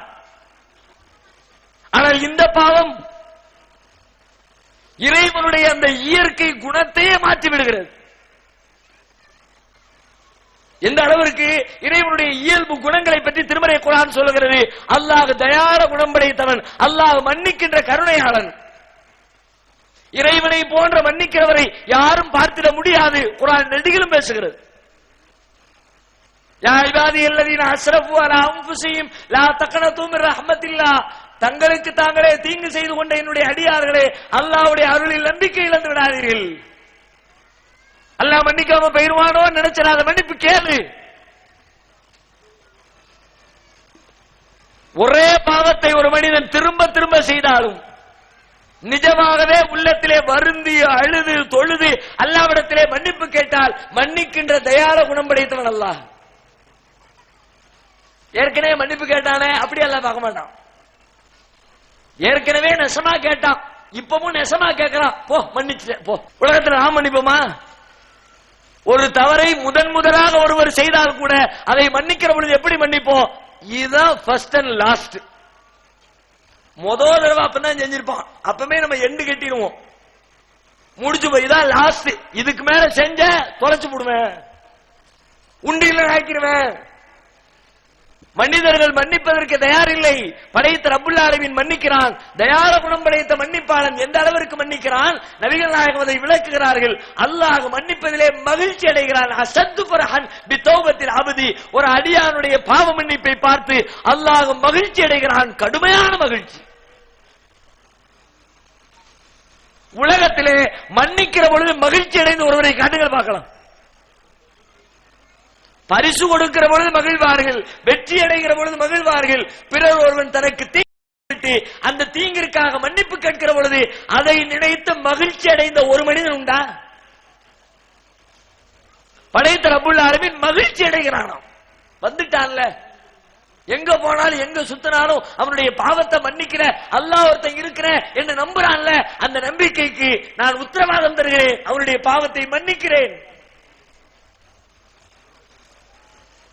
குர்ஆன் நெடுகிலும் மன்னிப்பை பற்றி பேசுகிறது. இன்னல்லாஹ் கஃபூருர் ரஹீம், அல்லாஹ் இரக்கம் நிறைந்தவனாக மன்னிக்கிறவனாக இருக்கிறான். வமன் யக்ஃபிரு ذுனூப இல்லல்லாஹ், அல்லாஹ்வை தவிர உங்கள் பாவத்தை மன்னிக்கிறவன் எவன் இருக்கிறான்? மன்னிப்பு கேட்டால் இறைவனுடைய பார்வையில சாதாரண ஒரு மனுஷன்ல என்னதை கேட்டோமோ அதனை கொடுக்கணும். இறைவனிடத்தில் மன்னிப்பு கேட்டா மன்னிப்பை மட்டும் இறைவன் கொடுப்பதில்லையாம், அதை தாண்டி உங்களுக்கு தேவையான அனைத்தையும் தருவானாம். ஃபஸ்தக்பிரு ரப்பக்கும் சும்ம தூபு இலைஹி, உங்கள் இறைவனிடத்திலே திரும்பி மன்னிப்பு கேளுங்கள். யுமத்திஉக்கும் மதான் ஹஸனன் இலா அஜலின் முஸம்மா, குறிப்பிட்ட காலம் வரை உங்களுக்கு அழகான வாழ்க்கை வசதிகளை தருவான். ஆனா நம்ம செய்யற பெரிய பிழை என்ன தெரியுமா? வாழ்க்கையில நமக்கு நிறைய வசதி வேணும், வருமானம் வேணும், சொத்து பத்துக்கள் வேணும், மகிழ்ச்சியான குடும்பம் வேணும், நல்ல அறிவு வேணும், திறமை வேணும், அல்லாட்ட எல்லாத்தையும் கேட்போம். ஆனா மன்னிச்சுங்கிறத மட்டும் கேட்கறதே கிடையாது. அப்படியே கேட்டாலும் துவா ஆரம்பிக்கும் போது யாரெல்லாம் என் பாவத்தை மன்னிச்சிரு ஒரு தடவை கேட்டுட்டு அப்படியே அடுத்த தடவை மாறிடுது. பிள்ளையத்தான 1000 தடவை கேட்போம், சொகத்தைத்தான திரும்ப திரும்ப கேட்போம், சொத்தத்தான மீண்டும் மீண்டும் கேட்போம். ஆனா யாரெல்லாம் என் பாவத்தை மன்னிச்சிரு பாவத்தை மன்னிச்சிரு என்று ஒரு நாளைக்கு நாம் எத்தனை தடவை கேட்கிறோம்? பாவமே செய்யாத புனிதர்களா அல்லது நாம? நூற்றுக்கணக்கான பாவங்களை செய்து கொண்டிருக்கிற மனிதர்களாகினா அல்லாஹ்விடத்திலே பாவ மன்னிப்பு கேட்பதிலே பின்னங்கி இருக்கிறோம். ஆனால் முன் பாவம் பின் பாவம் என்று வாழ்க்கையில் அனைத்து பாவங்களும் மன்னிக்கப்பட்ட அண்ணலம் பெருமகனார் சொல்லுகிறார்கள், இன்னி லஅஸ்தக்ஃபிருல்லாஹ ஃபீ குல்லி யௌமின் 100 மர்ரா, நான் ஒவ்வொரு நாளும் என்னை படைத்த இறைவனிடத்திலே 100 தடவைகள் பாவ மன்னிப்பு கேட்கிறேன். ஏன் ரசூலுல்லாஹ் அவ்வளவு பாவம் மன்னிப்பு கேட்டாங்க? நிறைய பாவம் செஞ்சுட்டாங்களா அல்லது நம்மளை விட கூட பண்ணிட்டாங்களா? மன்னிப்பு கேட்பது இறைவனை மகிழ்ச்சி அடைய செய்யும். இறைவனை மகிழ்ச்சி அடைய செய்கிற காரியத்தை நான் செய்கிறேன். மகிழ்ந்தால் என்ன செய்கிறான்? எனக்கு தேவையான எல்லாவற்றையும் தருகிறான். நூஹ் நபியுடைய பிரச்சாரத்தை பற்றி குர்ஆன் சொல்லுகிறது. என்னவெல்லாம் செய்தார்கள் நூஹ் நபி சொல்கிறார்கள், ஃபகுல் துஸ்தக்ஃபிரு ரப்பக்கும் இன்னஹு கான கஃபாரா, நான் என்னுடைய சமுதாயத்திற்கு சொன்னேன், மக்களே உங்கள் இறைவனிடத்திலே மன்னிப்பு கேளுங்கள், அவன் உங்களை மன்னிப்பான். யுர்சி ஸமா அலைக்கும் மித்ராரா, வானத்திலிருந்து தொடர்ச்சியாக மழையை தருவான். ஓ இம்திதுக்கும் பி அம்வாலின், உங்களுக்கு செல்வத்தை தருவான். ஓ பனீனே, உங்களுக்கு பிள்ளைகளை தருவான். வயஜஅல்லக்கும் ஜன்னாத்தின், தோட்டங்களை தருவான். ஓ அன்ஹாரா, ஆறுகளை தருவான். ஆரத்தானு கேட்டு ஆறு தர்றதில்ல, புள்ளையத்தானு கேட்டு புள்ளைய தர்றதில்ல, சொத்தத்தானு கேட்டு சொத்த தர்றதில்ல. மன்னிப்ப கேளு, மழையை தருவான், புள்ளைய தருவான், செல்வத்தை தருவான், தோட்டத்தை தருவான், தண்ணீரை தருவான். ஏன்? இறைவனுடைய மன்னிப்பு. மன்னிப்பு கேட்டுட்டா அல்லாஹ் கையில பிடிக்க முடியாது. மகிழ்ச்சி, சந்தோஷம். அப்படிப்பட்ட மன்னிக்கிற தயால குணம் படைத்த இறைவன் எத்தனையோ தவறுகளை நீங்கள் கேட்காமலே மன்னிக்கிற இறைவனும் கூட. நாம் அன்றாடம் செய்கிற பல பிழைகளுக்கு ஆல்ரெடி மன்னிப்பை ஏற்கனவே கொடுத்துட்டான். உதாரணமாக நோன்பு வைத்திருக்கிற ஒரு மனிதன் நோன்பு வைத்துக் கொண்டு மறதியாக எதையோ எடுத்து சாப்பிட்டுறார். பெரும்பாலும் முதல் நோன்புல இது நடக்கும். ஃபர்ஸ்ட் நாள் நோம்பு வச்சுட்டு மதியானம் போல வீட்டுக்குள்ள வருவார். நல்ல தாகமா இருக்கும். ஃப்ரிட்ஜ திறந்து 1 லிட்டர் தண்ணி கட கட கட கட கட அள்ளி குடிச்சு கடைசி சொட்டு உள்ள இறங்கும் பாருங்க. அப்ப நினைவுக்கு ஒரு ஆஹா நோம்புல வச்சிருந்தோம். இப்ப என்ன செய்யணும்? ரப்புல் ஆலமீன் என்ன செய்யணும்? ஏன்னா உனக்கு அவ்வளவு அசால்ட்டா போச்சா? நோம்புன்னு சொல்லுவே, காலையில எந்திரிச்சு சகர்ல வேற முட்டு முட்டுன்னு முட்டுவ, எல்லாத்தையும் உள்ள வச்சு திணிப்ப, அதுக்கப்புறம் மதியானம் 12 மணிக்கு மேல தண்ணீர்ல குடிப்பியா அப்படின்னு அல்ல நம்மளை தூக்கி மிதிக்கணுமா இல்லையா? தண்டனையை கடுமையாக்கணுமா இல்லையா? அதுக்குரிய அதிகாரம் இருக்குதா இல்லையா? அப்படிப்பட்ட இறைவன் நபிகளார் சொல்லுகிறார்கள், மறதியாக நீங்கள் நோன்பிலே சாப்பிட்டு விட்டால் அதற்காக கவலைப்பட தேவையில்லை, நோன்பை முழுமைப்படுத்துங்கள், உங்களுக்கு இறைவன் உணவளித்திருக்கிறான். பட்டினி கிடந்து நன்மை கொடுத்தா ஓகே, சாப்பாட கொடுத்து நன்மை கொடுக்கறானுங்க. நோம்புக்குரிய நன்மை எழுதப்பட்டுருமா? இவர் சாப்பிட்டாரு, அது இருக்கட்டும், அது தெரியாம தானே சாப்பிட்டாரு. இப்படி எத்தனை தவறுகள். இறைவனை மறுப்பது இஸ்லாத்திலே பெரும்பாவம். ஆனால் ஒரு இக்கட்டான சூழ்நிலையிலே ஒரு மனிதன் மாட்டிக்கொண்ட பொழுது நான் இறைவனை மறுக்கிறேன் என்று சொன்னால் இறைவன் என்ன கேட்கலாம்? என்ன நேசிக்கிறத விட உனக்கு பெரிய இக்கட்டா? செத்தா சாவண்டா, அல்லாஹ் மறுக்க மாட்டேன்னு சொல்லிட்டு சாவ வேண்டியதான்னு கேட்கலாம்ல. கத்திய கட்டி ஒருத்தன் மிரட்டுறான், கடவுளே இல்லைன்னு சொல்லு, அல்லாவே இல்லைன்னு சொல்லு, அவரை கும்பிடு இவரை கும்பிடு அப்படிங்கிறான். சரின்னு கும்பிட்டுட்டிய, உங்க மேல பாவம் கிடையாது. குர்ஆன் சொல்லுகிறது, மன் கஃபர பில்லாஹி மின் பஅதி ஈமானிஹி இல்லா மன் உக்ரிஹ வ கல்புஹு முத்மஇன்னும் பில் ஈமான். உள்ளத்திலே ஈமான் நிறைந்திருக்க நெருக்கடியான நேரத்திலே வாயிலே குஃப்ரான இறைவனை மறுக்கிற வார்த்தைகளை பயன்படுத்தியவர் மீது குற்றம் கிடையாது. ஏன் குற்றம் கிடையாது?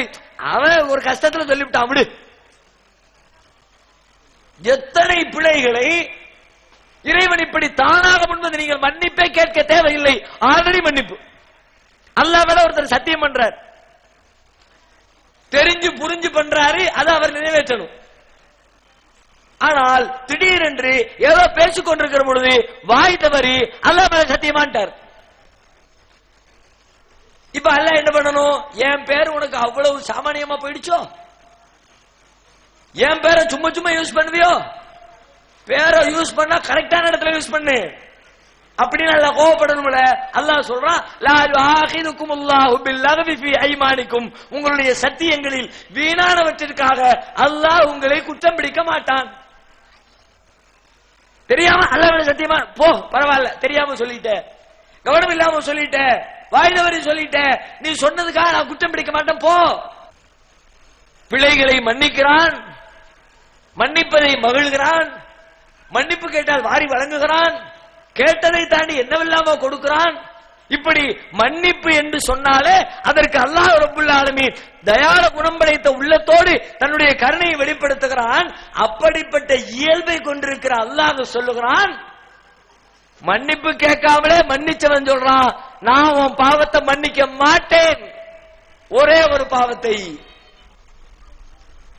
எந்த பாவத்தை மன்னிக்கிறவன் சொல்றான், இன்னல்லாஹ லா யக்ஃபிரு அன் யுஷ்ரக பிஹி, அல்லாஹ் அவனுக்கு இணை கற்பிக்கப்படுகிற பாவத்தை ஒரு காலம் மன்னிக்க மாட்டான். அப்ப அல்லாஹ்வுக்கு எவ்வளவு கோபத்தை அது ஏற்படுத்தி இருந்தால், இறைவனுக்கு எவ்வளவு பெரிய வெறுப்பை, கடுமையான சினத்தை அது கொடுத்திருந்தால், மன்னிப்பே தன் வாழ்வு என்றிருந்த ரப்புல் ஆலமீன் மன்னிக்க மாட்டேன் என்று டிக்ளேர் செய்வான். இந்த பாவத்தினுடைய அளவை புரிந்து கொள்வதற்கு இதைவிட வேறு செய்தி வேண்டுமா? இதைவிட வேறு உதாரணம் நமக்கு சொல்லப்பட வேண்டுமா? இறைவனுக்கு இணை கற்பித்தல் என்றால் இறைவனால் மற்ற எதையும் ஜீரணித்துக் கொள்கிற இறைவனால் அதை மட்டும் பொறுத்துக் கொள்ள முடிவதில்லை. இறைவனை விடுங்கள், சாதாரண மனிதர்களாகிய நாம் நம்முடைய இடத்தை யோசித்து பாருங்கள். நம்முடைய இடத்திலே நமக்கு நிகராக வேறு யாரையேனும் கற்பனை செய்தால், வேறு ஒருவரை கொண்டு வந்து வைத்தால் நாம் ஏற்றுக்கொள்கிறோமா? நமக்கு அது எவ்வளவு கோபத்தை தருது. ஒரு கடையிலே முதலாளி அமர்ந்திருக்கிறார், கல்லாப்பட்டியிலே பணம் எண்ணி கொண்டிருக்கிறார். பக்கத்து கடைக்காரர் வந்து சொல்றாரு, தம்பி எந்திரி, நான் கொஞ்சம் உட்கார்ந்து எண்ணிக்கிறேன். உடனே கொடுத்துட்டு போயிருவோமா? பக்கத்துல கடை வச்சிருக்காரு, நம்மளே மாதிரி கடை, அவர் கடையிலேயே செட்டு போட்டிருக்காரு, நம்ம கடையிலேயே செட்டு போட்டிருக்கோம். அவரும் 10 லட்சம் இன்வெஸ்ட்மெண்ட் பண்ணிருக்காரு அவர் கடையில, நம்மளும் நம்ம கடையில இன்வெஸ்ட்மெண்ட் பண்ணிருக்கோம். கூட்டி கழிச்சு பார்த்தா 2 பேரும் சம அந்தஸ்துல இருக்கும். எனவே என் கடையில கல்லாப்பட்டியில இருந்து காசு எடுத்து கொண்டுருவோமா? என்னை போன்ற மனிதன் தான், என்னை போல தொழில் செய்கிறவன் தான், என்னை போன்ற ஆற்றல் படைத்தவன் தான். ஆனால் என்னுடைய இடத்திலே அவன் கால் பதிக்க நினைத்தால் ஒத்துக்கொள்வோமா? என் இடத்துல இன்னொருவன் வருவதை என்னால் ஏற்றுக்கொள்ள முடியவில்லை என்றால் படைத்த இறைவன் அவனுடைய இடத்திலே இன்னொருவர் வைக்கப்பட்டால் அவன் மட்டும் ஏற்றுக்கொள்வான் என்று எதிர்பார்ப்பது எப்படிப்பட்ட நியாயம் என்று கேட்கிறேன். முஸ்லிம்களை சிந்தித்து பாருங்கள். முஸ்லிம் அல்லாத மக்கள் ஒரு புறத்திலே இணைகிற்பிப்பிலே வீழ்ந்து கிடக்கிறார்கள் என்றால் அதிலிருந்து மீட்டெடுப்பதற்காக வந்த இஸ்லாத்தை கடைபிடிக்கிற முஸ்லிம்கள் அதனுடைய அடிப்படையை கூட தெரியாமல் முஸ்லிம் என்று சொல்லிக்கொண்டே இஸ்லாத்திற்கு எதிரானதை செய்தால், இஸ்லாத்தை விட்டு வெளியேற்றுகிற காரியத்தை செய்தால் எத்தனை வகைகளில் இந்த பாவம் என்று யோசித்து பாருங்கள். ஒரு நோய் நொடி வந்துவிட்டால் நோய்க்காக தாயத்து கட்டுகிறீர்கள்,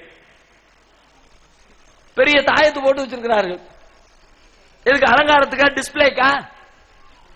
அல்லது இதே மாதிரி நம்மளும் வீட்டுல போய் ஒரு தாயத்து கட்டி தொங்க விடணுமே அப்படின்னு உங்களுக்கு பாடம் நடத்துறதுக்கா? எதற்கு இந்த தாயத்து?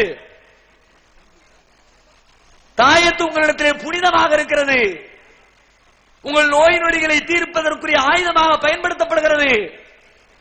இந்த தாயத்தை கட்டிக்கிட்டா நமக்கு ஆரோக்கியம் வந்துடும், உடல்ல பலம் வந்துடும், நோய் நொடிகள் நீங்கிவிடும். யார் சொன்னது? நோய்களை தருகிறவன் யார், அதை நீக்குகிறவன் யார்? நபி இப்ராஹிம் அலைஹிஸ்ஸலாம் சொல்லுகிறார்கள், ஒய்தா மரிதுது ஃபஹுவ யஷ்ஃபீன். என் இறைவன் யார்? அவன் எப்படிப்பட்டவன் தெரியுமா? நான் நோய்வாய்ப்பட்டால் எனக்கு குணம் தருகிறானே அவனே என் இறைவன். அல்லாஹ் நோய்களை நிவாரணம் தருகிறான். நபிகளார் கூட நோயாளிகளை சந்திக்க போகும்பொழுது ஒரு பிரார்த்தனை செய்வார்களாம். அல்லாஹும்ம ரப்பன்னாஸ் முதீபில் பஸ் வஷ்ஃபி அன்த ஷாஃபி லா ஷிஃபா இல்லா ஷிஃபாவுக ஷிஃபாஅன் லா யுகாதிரு ஸகமா. இறைவா, மனிதர்களின் இரட்சகனே, நோய்களை நீக்குகிறவனே, நீயே நோய் நீக்கு. அந்த ஷாஃபி, நீதான் நோய்களை நீக்குகிறவன். லா ஷிஃபா இல்லா ஷிஃபாவுக, உன்னுடைய நிவாரணத்தை தவிர வேறு நிவாரணம் இல்லை. எனவே இந்த நோயை ஒரே அடியாக நீக்கிவிடு என்று அல்லாஹ்விடத்திலே பிரார்த்திப்பார்களாம். ஆனால் நீங்கள் நோய்களை குணமாக்குகிற ஆற்றல் படைத்த அல்லாஹ்வுடைய இடத்திலே அற்பத்திலும் அற்பமான இந்த தாயத்துகளை கட்டி அல்லாஹ் செய்கிற வேலையை இந்த தாயத்து செய்யும் என்று நம்பினார். மாத்திரையை முழுங்கி நம்பினா அது வேற, அது பிரச்சனை கிடையாது. ஏன்? அது கண்ணுக்கு முன்னாடி பார்க்கப்படுகிறது, நிரூபிக்கப்படுகிறது. நம்பிக்கையின் அடிப்படையில் குணப்படுத்தப்படுவது கிடையாது மாத்திரை. தாயத்து நம்பிக்கையில குணமாகிறது. அல்லாஹ் எப்படி கண்ணுக்கு புலப்படாமலே காரணகாரியம் இல்லாமலே என்னுடைய நோய்களை குணப்படுத்துவானோ அதுபோல காரணகாரியங்களுக்கு அப்பாற்பட்டு என்னை குணப்படுத்துகிற ஆற்றல் இந்த தாயத்திற்கு இருக்கிறது என்று நாம் நம்புகிறோம். அதான் பிரச்சனை. அப்படிப்பட்ட ஆற்றல் இருக்கிறதா? அந்த தாயத்தில் என்ன இருக்கிறது? உள்ள உடைச்சு பார்த்திருக்கீங்களா? மன் தஅல்லக தமீமத்தன் ஃபகத் அஷ்ரக, தாயத்தை தொங்க விட்டுக் கொண்டவன் அவன் இறைவனுக்கு இணை கற்பித்து விட்டான் நபிகளார் சொன்னார்கள். நபிகள் நாயகம் ஸல்லல்லாஹு அலைஹி வஸல்லம் அவர்களிடத்திலே இஸ்லாத்தை ஏற்றுக்கொள்வதற்காக வேண்டி ஒரு கூட்டம் வருகிறது. 10க்கும் மேற்பட்டவர்கள் வருகிறார்கள். நபிகளாரின் காலத்தில் அவர்களுடைய கைகளை நீட்டி கைகளுக்கு மேல் கைகளை வைத்து உறுதிமொழி கொடுத்துத்தான் இஸ்லாத்திற்கு வருவார்கள். பையத்து செய்வது, ரசூலுல்லாஹ் கை நீட்டுறாங்க, எல்லாரும் பையத்து செய்யறாங்க. ஒரே ஒருத்தர் ரசூலுல்லாஹ் தள்ளி விட்டுறாங்க, தள்ளிப்போ. 10 பேருக்கு பையத்து செய்து விட்டு தனியாக இருக்கிற ஒருவரை அழைத்து அவருடைய கையிலே இருக்கிற கட்டப்பட்டிருக்கிற தாயத்தை கலட்டி எரிந்து விட்டு அதுக்கு பிறகு கையை நீட்டி இப்ப பையத்து பண்ணு. நபிகளார் சொல்லுகிறார்கள், என்ன காரணம்? இரண்டும் வேறு வேறு குணங்கள், இரண்டும் வேறு வேறு நம்பிக்கைகள். இஸ்லாத்தை ஏற்பது ஏக இறைவன் மட்டுமே நோய்களை குணமாக்குகிற ஆற்றல் படைத்தவன் என்று நம்புகிற நம்பிக்கைக்கு பெயர் இஸ்லாம். இறைவன் எப்படி குணப்படுத்துவானோ அப்படி இந்த தாயத்தும் குணப்படுத்தும் என்று நம்பினால் அது இஸ்லாத்திற்கு நேர் எதிர்மறையான நம்பிக்கை. எனவே இரண்டும் ஒரே உள்ளத்திலே இடம்பெற முடியாது என்ற காரணத்தினால் தாயத்தை அகற்றிவிட்டு நபிகள் நாயகம் ஸல்லல்லாஹு அலைஹி வஸல்லம் அவரை இஸ்லாத்திற்குள்ளே வரவழைக்கிறார்கள். ஆனால் நாம் முஸ்லிம் என்று சொல்லிக்கொண்டே தாயத்தை அணிந்து கொண்டிருந்தால் நாம் என்ன முஸ்லிம்? இஸ்லாத்தில் ஏற்றுக்கொள்ளப்படுமா இந்த நம்பிக்கை? அவ்வளவு ஏன் நாம் செய்யக்கூடிய இந்த இணை கற்பிக்கிற பாவங்கள்ல பிரதானமான பாவம் என்ன தெரியுமா? இறைவனுக்கு செய்கிற வழிபாட்டையே மற்றவர்களுக்கு கொடுக்கிறோம். இஸ்லாத்தினுடைய அடிப்படையில் லா இலாஹா இல்லல்லாஹ், வணக்கத்திற்குரியவன் அல்லாஹ்வை தவிர வேறு யாரும் இல்லை. இதுதான் இஸ்லாத்தினுடைய பேஸ். இதுக்கு மேலதான் இஸ்லாம் என்ற கட்டிடம் இருக்கிறது. ஆனால் நாம் எத்தனை வணக்கங்களை அல்லாஹ்வர்களுக்கு செய்து கொண்டிருக்கிறோம் தெரியுமா? தர்காக்களில் போய் கையேந்துகிறீர்களே அவுலியாக்களே, மகான்களே, துஆ செய்கிறீர்களே, துஆ என்பது வணக்கம் இல்லையா? இஸ்லாத்தின் பார்வையிலே பிரார்த்தனை என்பது ஒரு இபாதத் இல்லையா? நபிகளார் சொன்னார்கள், அத்ஆவு ஹுவல் இபாதா, துஆ இருக்கிறது அதுதான் வணக்கம், தலை சிறந்த வணக்கம். தொழுகை நோன்பை போல அற்புதமான ஒரு வணக்கம் துஆ. உங்களுடைய பலகீனத்தை எல்லாம் அல்லாஹ்விடத்திலே முறையிடுகிற ஒரு இடம் துஆ. அதிகமாக துஆ செய்யுங்கள், சுஜூதிலே துஆ செய்யுங்கள், உங்கள் தேவைகளை அல்லாஹ்விடத்திலே கேளுங்கள். அப்படி ஆர்வம் ஊட்டினார்கள் நபிகள் நாயகம். அந்த துஆ இபாதத் வழிபாடு என்று சொல்லித் தரப்பட்ட துஆவை அவுலியாக்களிடத்தில் போய் மகான்களே, அவுலியாக்களே, லா இலாஹா இல்லல்லாஹ் சொன்னதனுடைய லட்சணம் இதுதானா? வணக்கத்திற்குரிய இறைவன் அல்லாஹ்வை தவிர யாரும் இல்லை என்று சொல்லிவிட்டு அவுலியாக்கள் இருக்கிறார்கள், பெரியார்கள் இருக்கிறார்கள் என்று நம்பினால் ஒவ்வொரு நேர தொழுகையிலும் நீங்கள் கொடுத்த வாக்குறுதி என்ன? இய்யாக நஅபுது வ இய்யாக நஸ்தஈன், இறைவா உன்னையே நாங்கள் வணங்குகிறோம், உன்னிடமே நாங்கள் உதவி தேடுகிறோம். கையேந்தி துஆ செய்யறதா இருந்தாலும் வாண்டனா அல்லாஹ் துஆ செய்வோம், வேற யார்ட்டையும் துஆ செய்ய மாட்டோம்னு சொன்னீங்களே. 5 நேர தொழுகையில திரும்ப திரும்ப சொன்னீங்களே. சுன்னத்தான தொழுகை, நஃபிலான தொழுகை, எல்லா ரக்காத்துகளையும் ஃபாத்திஹா சூரா ஓதி இய்யாக நஸ்தஈன், உன்னிடமே உதவி தேடுகிறோம் என்று சொல்லிவிட்டு அவுலியாக்களிடத்தில் உதவி தேடினால் இறைவனுக்கு அது கோபத்தை தராதா? அல்லாஹ்வுக்கு அது வெறுப்பை தராதா? அதனால்தான் அல்லாஹ் சொல்லுகிறான், எத்தனை நல்லறங்கள் செய்தாலும் எனக்கு நிகராக என்னிடத்தில் இருக்கிற ஆற்றல் இன்னொருவருக்கு இருக்கிறது என்று ஒருவர் நம்பிவிட்டால் அவர் செய்த எந்த நல்லறமும் பயனற்று போய்விடும் என்கிறார். வலகத் ஊஹிய இலைக வ இலல்லதீன மின் கப்லிக, நபிகள் நாயகத்தை பார்த்து இறைவன் சொல்லுகிறான், வலகத் ஊஹிய இலைக, நபியே உமக்கு நாம் வஹி அறிவித்திருக்கிறோம், வ இலல்லதீன மின் கப்லிக, உமக்கு முன்னால் வந்த தூதர்களுக்கு நாம் வஹி அறிவித்திருக்கிறோம். என்ன தெரியுமா? லைன அஷ்ரக்த லயஹ்பத்தன்ன அமலுக, நீர் இணை கற்பித்தால் உங்களுடைய நல்லறம் எல்லாம் அழிந்துவிடும் என்று அறிவித்திருக்கிறோம். தாயத்து போட்டால், தர்காவுக்கு போனால், அவுலியாவே என்று கையேந்தினால், நீங்கள் தொழுதால் நன்மை கிடையாது, நோன்பு இருந்தால் நன்மை கிடையாது, ஹஜ் செய்தால் நன்மை கிடையாது, தர்மம் செய்தால் நன்மை கிடையாது, இஸ்லாத்திலே சொல்லப்பட்ட எந்த நற்காரியத்தை செய்தாலும் உங்களுக்கு அதனால் எந்த பிரதிபலனும் கிடையாது. ஏன்? நீங்கள் இறைவனுக்கு நிகராக இன்னொருவரை கொண்டு போய் வைத்து விட்டீர்கள். உண்மையில இறைவனுடைய பண்பு என்ன தெரியுமா? நன்மைகளை வாரி வழங்குறதுல அவனுக்கு நிகராக யாரையும் கற்பனை செய்யல. எதுக்குத்தான் நன்மைன்னு கிடையாது. ஒரு மனிதன் தன்னுடைய சொந்த தேவைக்காக செய்து கொள்கிற காரியத்திற்கு கூட நன்மை தருகிறது இறைவனுடைய பார்வையிலே இருக்கிறது. ஒருவன் தன்னுடைய மனைவிக்கு உணவு ஊட்டுகிறான். புருஷன் பொண்டாட்டி சந்தோஷமா இருக்கிற நேரத்தில் பொஞ்சாதிக்கு புருஷனும் புருஷனுக்கு பொஞ்சாதியும் சாப்பாடு கொடுத்து மகிழ்ந்து கொள்கிறார்கள். கொடுத்தது எதற்கு? அவருடைய சொந்த மகிழ்ச்சிக்கு, சொந்த தேவைக்கு. நபிகளார் சொல்லுகிறார்கள், உங்கள் மனைவியின் வாயில் நீங்கள் ஊட்டுகிற ஒரு கவல உணவிற்கு கூட உங்களுக்கு தர்மம் பதிவு செய்யப்படும், நன்மை வழங்கப்படும். இதுக்குதான் ஏன் கொடுக்கணும்? அல்லாஹ் கொடுக்க வேண்டிய தேவை என்ன? தொழுகையா? இது என்ன நோன்பா? இறைவனுக்காக நம்முடைய உடலை வருத்திக் கொள்கிற ஒரு காரியமா? அல்லது நாம் செய்கிற ஒரு தியாகமா? நம்முடைய மகிழ்ச்சிக்காக, நம்முடைய சொந்த லாபத்திற்காக நாம் செய்து கொள்கிற ஒரு காரியம் கணவன் மனைவி உணவூட்டிக் கொள்வது. அவ்வளவு ஏன் நபிகளார் சொல்லுகிறார்கள், உன்னுடைய மனைவியோடு நீ தாம்பத்தியத்திலே ஈடுபட்டால் அதற்கும் நன்மை வழங்கப்படும்.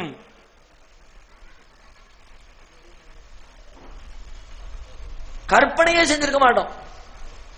இன்னும் சொல்ல போனால் அதுவெல்லாம் ஏதோ ஆன்மீக வட்டத்தை தாண்டியது என்றுதான் உலகம் நம்புகிறது. இல்லற இன்பம் என்பதே ஆன்மீகத்திற்கு எதிரானது. துறந்து விடு, அனைத்தையும் துறப்பவனே கடவுளை நெருங்க முடியும் என்று உலகத்து சித்தாந்தங்கள் எல்லாம் பேசிக் கொண்டிருக்க நேரத்திலே நபிகளார் சொல்லுகிறார்கள், நீ மனைவியோடு இணைந்தால், இல்லறத்திலே பங்கெடுத்தால், தாம்பத்திய இன்பத்தை அடைந்தால் அந்த இன்பத்திற்காக மனைவியோடு இன்பம் பெற்றதற்கு நன்மை அப்பா, மறுமையிலே சுவனம் அப்பா. ஏன் அதிலே இறைவனுக்கு என்ன கிடைக்கிறது? எதுவும் இல்லை. ஆனால் இறைவன் மனிதனுக்கு அதிகமான நன்மைகளை வாரி வழங்கி அவனை சுவனத்திலே பிரவேசிக்க செய்ய வேண்டும் என்பதற்காக அற்பத்திலும் அற்பமானதற்கெல்லாம் நன்மை, நினைத்து பார்க்க முடியாத காரியங்களுக்கெல்லாம் நன்மை. ஒருவர் தன்னுடைய பிள்ளையை முறையாக வளர்த்து ஆளாக்கினால் அதற்கு நன்மை. தெருவிலே இருக்கிற ஒரு மனிதனுக்கு உதவி செய்தால் அதற்கு நன்மை. வாகனங்களில் ஏறுவதற்கு சிரமப்படுகிற மனிதரை ஏற்றிவிட்டால் அதற்கு நன்மை. நல்ல வார்த்தைகளை பயன்படுத்தினால் அதற்கு நன்மை. எதிரிலே வருகிறவரை பார்த்து சிரித்தால் அதற்கு நன்மை. சிரிக்கிறதுக்கு அல்லாஹ்வுக்கு என்ன வந்துச்சு? கடைக்கு போறிய, கடைக்காரர் பார்க்கிறாரு, நீங்க அவரை பார்த்து ஒரு சிரிப்பு, அவர் உங்களை பார்த்து ஒரு சிரிப்பு, எழுதப்பட்டிருச்சு நன்மை. தனியா உட்கார்ந்து யோசிச்சா என்னடா இது விளையாட்டுத்தனமா இருக்கு, இதுக்கெல்லாம் எதுக்கு நன்மை? இதுக்கெல்லாம் அல்லாஹ் நன்மையை போடலாட்டி நம்மள பல பேர் தேர மாட்டோம்.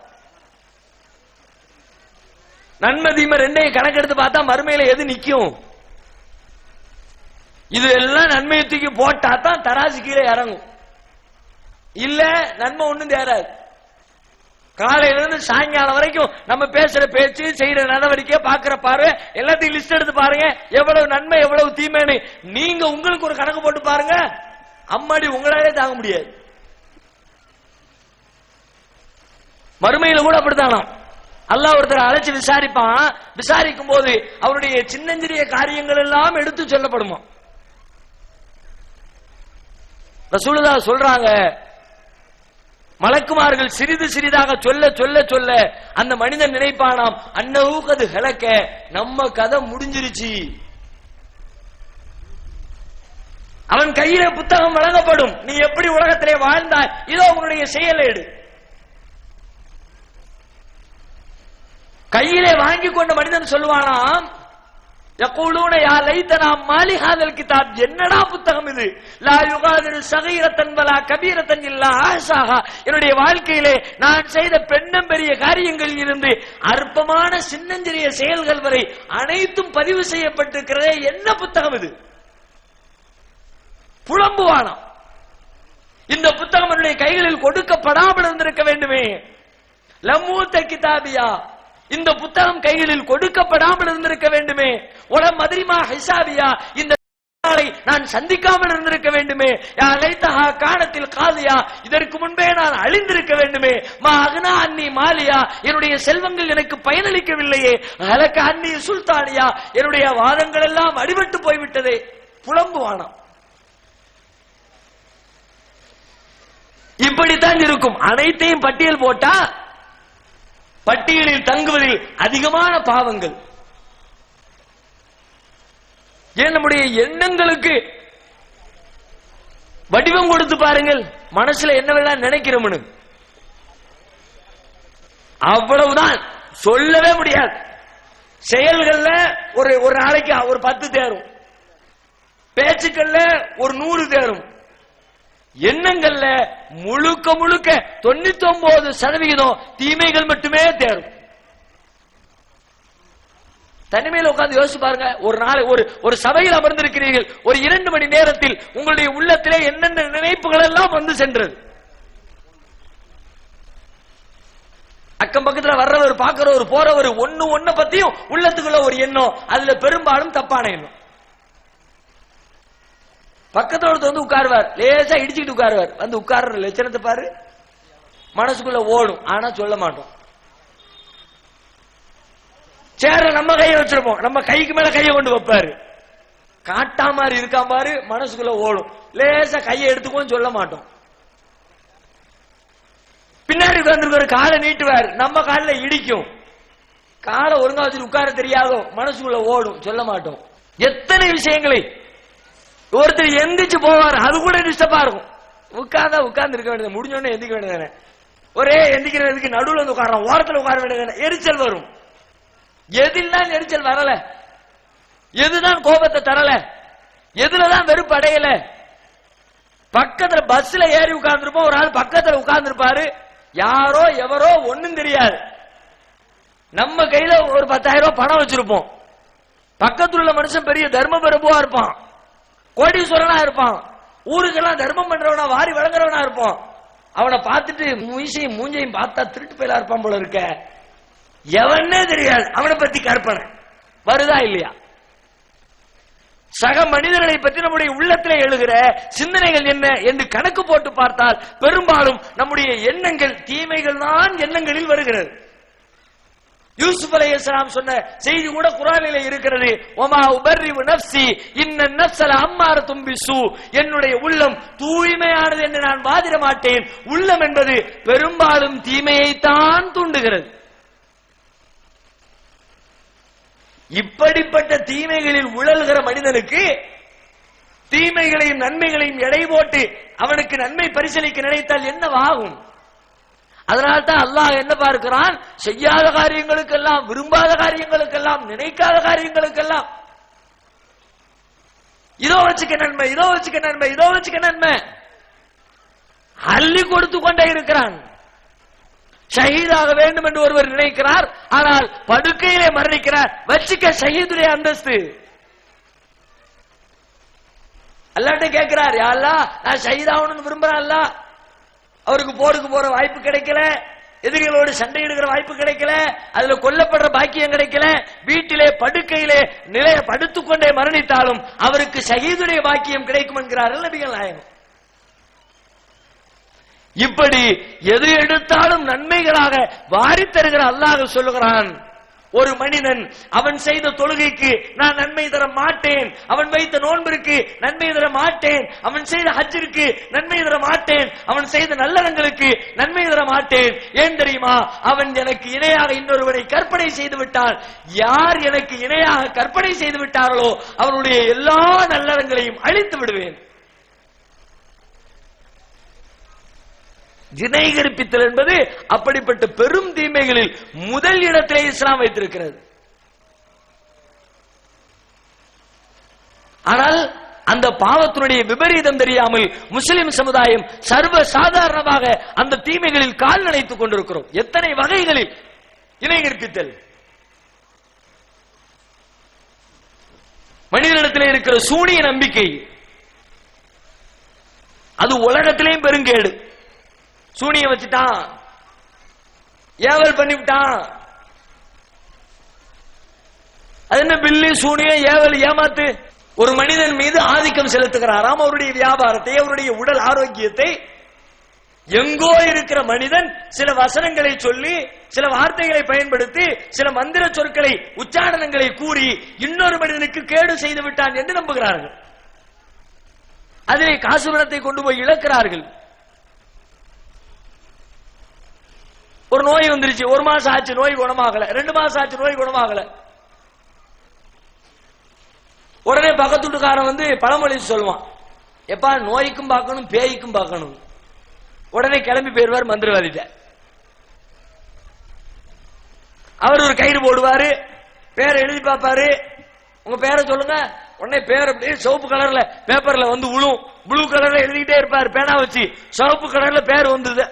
உங்களுக்கு யாரோ சூனியம் வச்சிருக்காங்க, 10,000 ரூபாய் கொடுங்க எடுத்துருவோம். இதையும் முஸ்லிம்களில் கணிசமான மக்கள் நம்புகிறார்கள். நீங்கள் காவல் நிலையத்தில் போய் கேட்டு பாருங்கள், வருகிற வழக்குகளில் எத்தனை வழக்குகள் இப்படிப்பட்ட மோசடிகளால் வந்து சேர்கிறது என்று, ஏமாற்று பேர்வழிகளால் வந்து சேர்கிறது என்று. அனைத்தும் பித்தலாட்டம், மோசடி. ஒரு மனிதனுக்கு இன்னொரு மனிதன் கேடு ஏற்படுத்த வேண்டும் என்றால் ஒரு ஆயுதத்தை வச்சு அவனை அடிச்சு வெட்டி குத்தி காயம் ஏற்படுத்தி அதை செய்யலாம். எங்கோ இருந்து ஒன்று மெழுகுல பொம்மை செய்வாராம், பொம்மையுடைய காலை திருக்குவாராம், சம்பந்தப்பட்டவருடைய காலு ஒடிஞ்சிருமா. மெழுகுடைய கையை திருக்குவாராம், சம்பந்தப்பட்டவருடைய கை ஒடிஞ்சிருமா. மெழுகுற ஒரு கடை செஞ்சு கடையில மண்ணெல்லி போடுவாராம், முடிஞ்சு போச்சு, கடை வியாபாரம் பூரா நாசமா போயிருமா.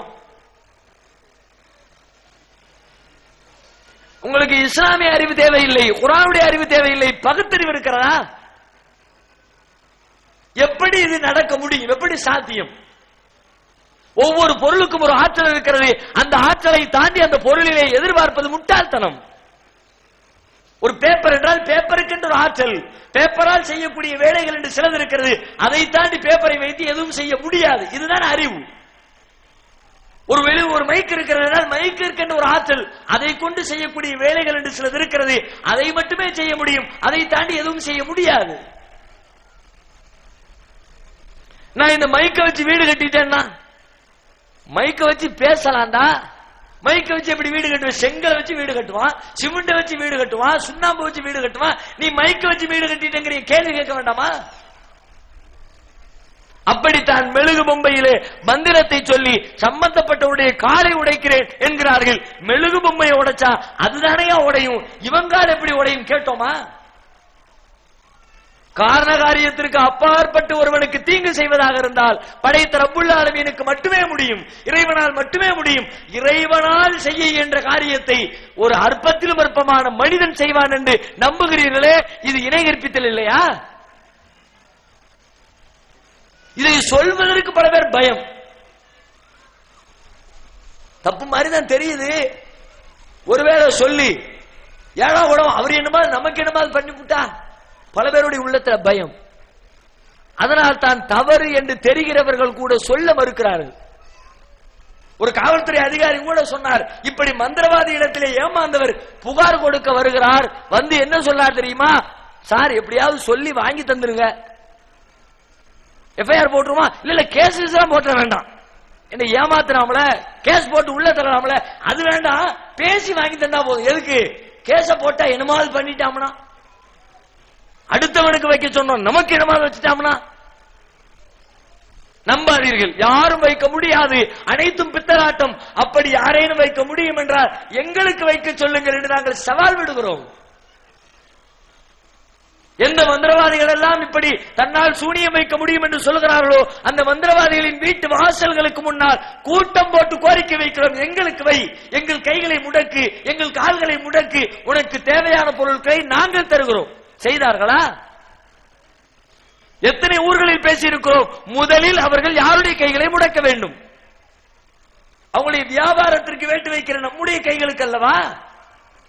அவருடைய திறமையை குறை சொல்லுகிற நம்முடைய கால்களுக்கு அல்லவா வச்சார்களா? ஒண்ணு வைக்கலையே. என்ன வேணும் தர்றோம்பா, எழுதி தரணுமா தர்றோம். புத்தி சுவாதீனத்தோடு நாங்கள் எழுதி தருகிற பத்திரம், இதற்கும் யாருக்கும் சம்பந்தம் இல்லை, நாங்கள் முழு மனதோடு கட்டுப்படுகிறோம். பத்திரத்தை எழுதி தரணுமா எழுதி தர்றோம். நாங்கள் பயன்படுத்திய பொருள் வேண்டுமா தருகிறோம். என்ன பொருள் வேணும் கேளு தர்றோம். காலடி மண்ணு வேணுமா தர்றோம், முடி வேணுமா தர்றோம், டிரெஸ் வேணுமா தர்றோம். எப்படி கேட்கிறீ அப்படி தர்றோம். மிரட்டுவதற்காக அவர் பயன்படுத்திய உள்ளாடை வேண்டும், அவ்வளவுதானே தர்றோம். ஒரு வாரம் இல்ல ஒரு மாசம் போட்டு நாத்தம் முடிச்சதை கலட்டி தர்றோம். கொண்டு வையி பயத்தை உண்டாக்குறாங்களா? ஏதோ பயங்கரமா கேட்கிறானடா. நம்மகிட்ட ஒருத்தன் தான் சிறுநீரை விடுன்னு கேட்டான். அதுல என்னமோ இருக்கு போல வச்சிருப்பான பயப்படுறதுக்கு. தர்றோம் வச்சுக்க. நம்ம தலைவர் அடிச்சு கொடுத்தாரு, புடுறான் சட்டில முதல் அதையும் தூக்கிட்டு திரிஞ்சிருக்கான். என்ன செய்ய முடிந்தது? சவால் விட்டுட்டு போனார்களே, செய்தார்களா? உங்க ஊருக்காரர் தான் கொடுத்தாரு, லிஸ்டே போட்டாரு. இவருக்கு கண்ணு போகும், அவர் பைத்தியமாய் திரிவாரு, இவர் ஊமையாயிருவாரு, பெரிய பட்டியல் போட்டாரு. என்னத்தை கிழிச்சாரு? முடிந்ததா? ஏமாற்றத்தை தவிர வேறு எதை அவர்களால் செய்ய முடிந்தது? இறைவன் செய்கிற ஆற்றலை அற்பத்திலும் அற்பமான இந்த மனிதர்கள் செய்வார்கள் என்று நம்புகிறீர்களே, இறைவனுக்கு இது கோபத்தை தராதா? நாளை மறுமை வாழ்க்கை முழுவதும் பால், சுவனத்தின் வாடை கூட பட முடியாது. நீங்கள் தொழாமல் இருந்திருக்கலாம், நோன்பு வைக்காமல் இருந்திருக்கலாம், சுவனம் செல்லுகிற பாக்கியம் உண்டு. ஆனால் இறைவனுக்கு இணை கற்பித்து விட்டு எத்தனை நல்லறங்கள் செய்தாலும் மறுமையில் சுவன பாக்கியத்தை அடையவே முடியாது.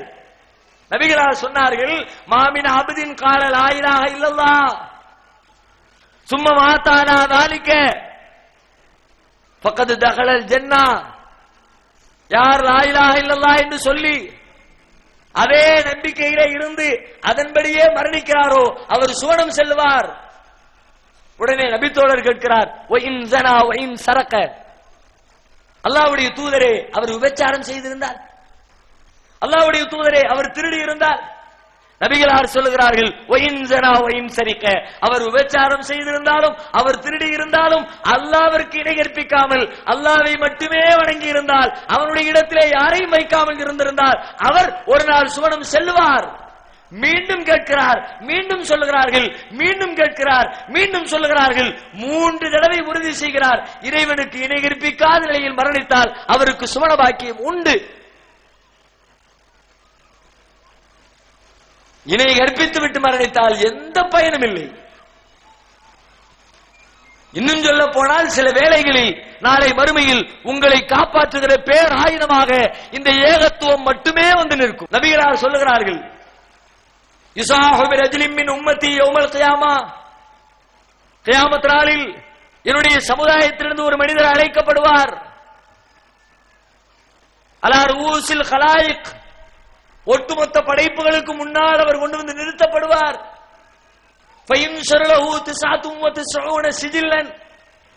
அவருக்கு முன்னால் 99 ஏடுகள் விரிக்கப்படும். அவன் செஞ்ச காரியங்கள் ஏடுகள் ஏடுகளாக அப்படியே கண்களுக்கு முன்னால் விரிக்கப்படும். குல்லு சிஜில்லின் பத்தல் பசர், அதிலே இருக்கிற ஒவ்வொரு ஏடும் பார்வை எட்டுகிற தூரம் வரை விசாலமாக இருக்கும். ஒரு புத்தகத்தை எடுத்தா அவ்வளவு தூரத்துக்கு கண் பார்வை தெரிகிற தூரத்திற்கு 99 ஏடுகள் வைக்கப்பட்டிருக்கும். ஏடுகளை புரட்டினால் பாவப்பட்டியல், தீமைகளின் தொகுப்பு, உலகத்திலே அவன் பேசிய கெட்ட வார்த்தைகள், தீய நடவடிக்கைகள், கெட்ட காரியங்கள் அனைத்தின் தொகுப்பாக 99 ஏடுகள் விரித்து வைக்கப்படும். அல்லாஹ் கேட்பான், ஹல் துன்கரு மின் ஹாதா ஷையன், எப்பா இதை எதையாவது மறுக்கிறியா? அல்லமத்துக்கு கிதாபத்தி அல் ஹாஃபிலூன், என்னுடைய எழுத்தர்கள் உனக்கு அநீதி செய்து விட்டார்கள் என்று நம்புகிறாயா? இதுல உள்ளதெல்லாம் நீ செஞ்சதுதானா? அவன் சொல்வான், பலா, ஆமாம், நான் எதையும் மறுக்கிறல்ல, நான் செஞ்சதுதான் இருக்குது, கூட குறைய ஒண்ணும் இல்ல, நான் செஞ்சதுதான் பதிவு செய்யப்பட்டிருக்கிறது.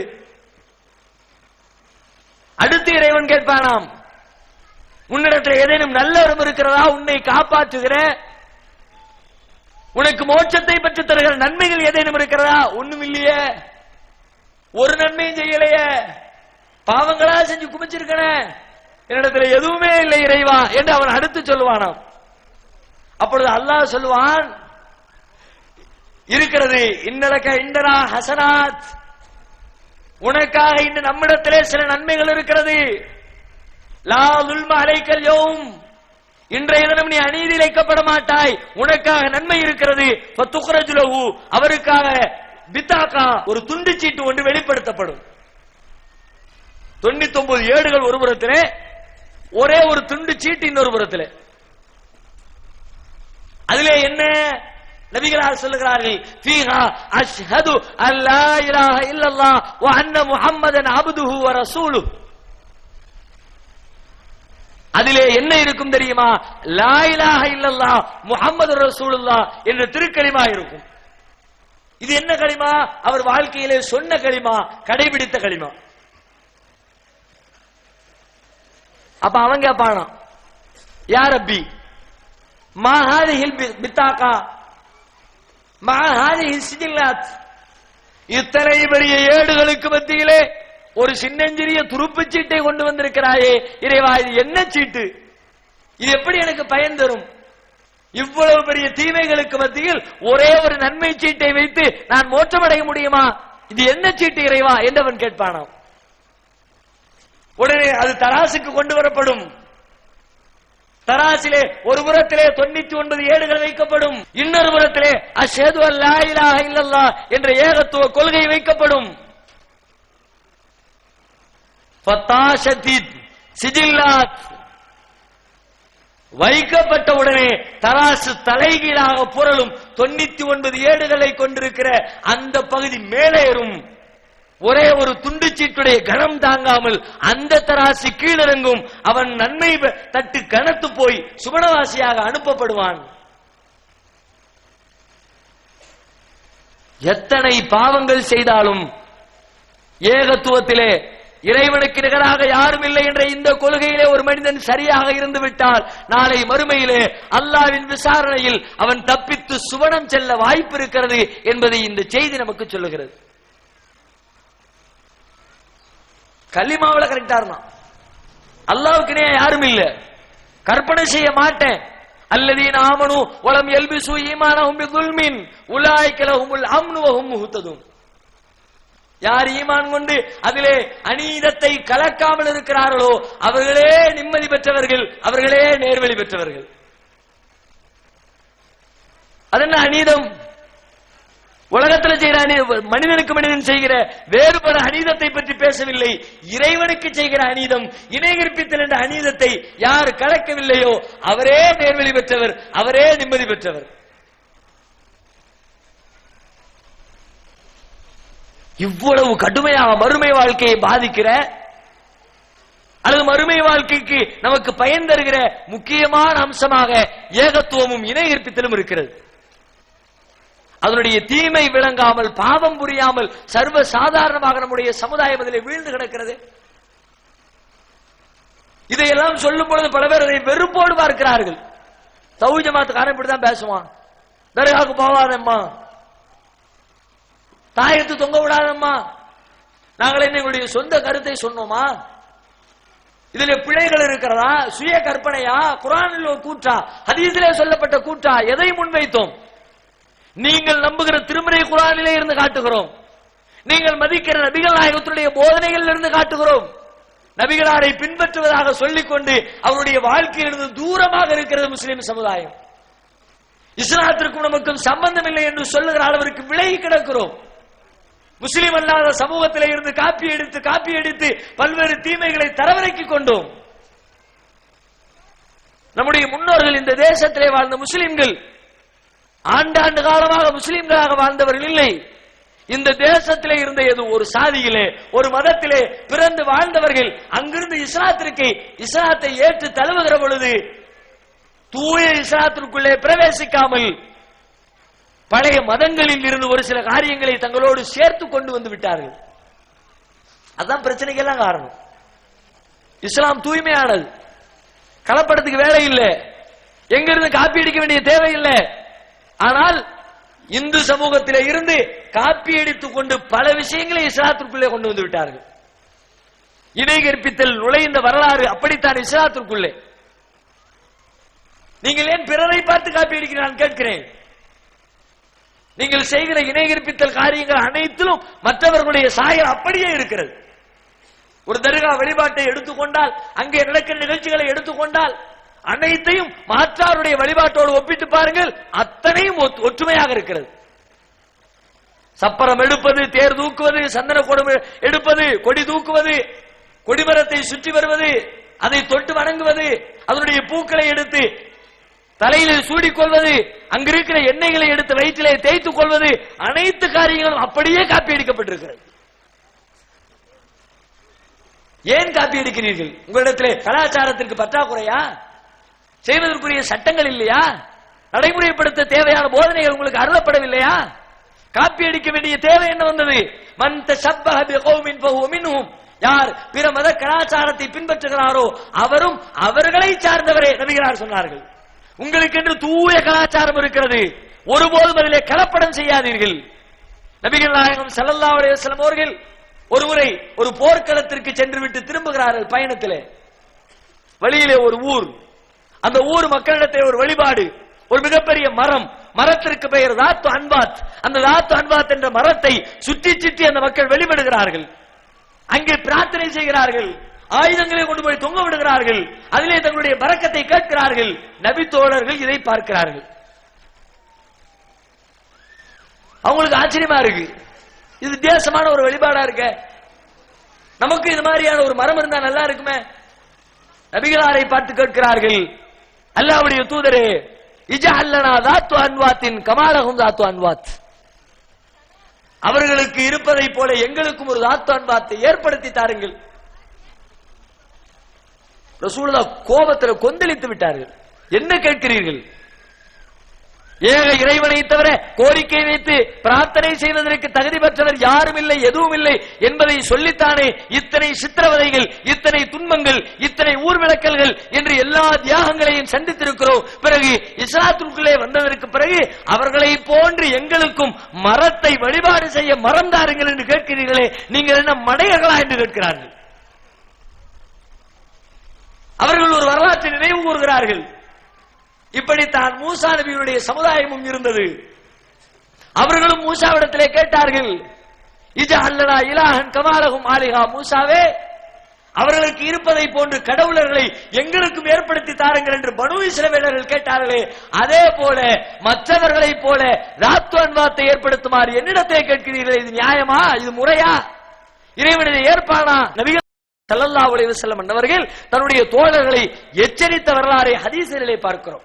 எனவே இறைவனுக்கு பெரும் கோபத்தை ஏற்படுத்துகிற நாளை மறுமையிலே நம்முடைய மறுமை வாழ்க்கையை பாலெடுத்து சுவனத்துடைய வாடையை கூட நுகர விடாமல் நம்மை தூரமாக்கி நரகத்திலே தள்ளுகிற பெரும் பாவம் இறைவனுக்கு நிகராக இணையாக மற்ற பொருட்களை மற்ற மனிதர்களை கருதுகிற பாவம் என்பதை புரிந்து அதிலிருந்து மீண்டு நம்மை பாதுகாத்துக் கொள்வதற்கு முயற்சிக்க வேண்டும். எல்லாம் உள்ள இறைவன் நம் அனைவருக்கும் அதற்குரிய நல்லருளை தந்தருள் புரிவானாக. வாஹிர் தஅவானா அல்ஹம்துலில்லாஹி ரப்பில் ஆலமீன். அஸ்ஸலாமு அலைக்கும்.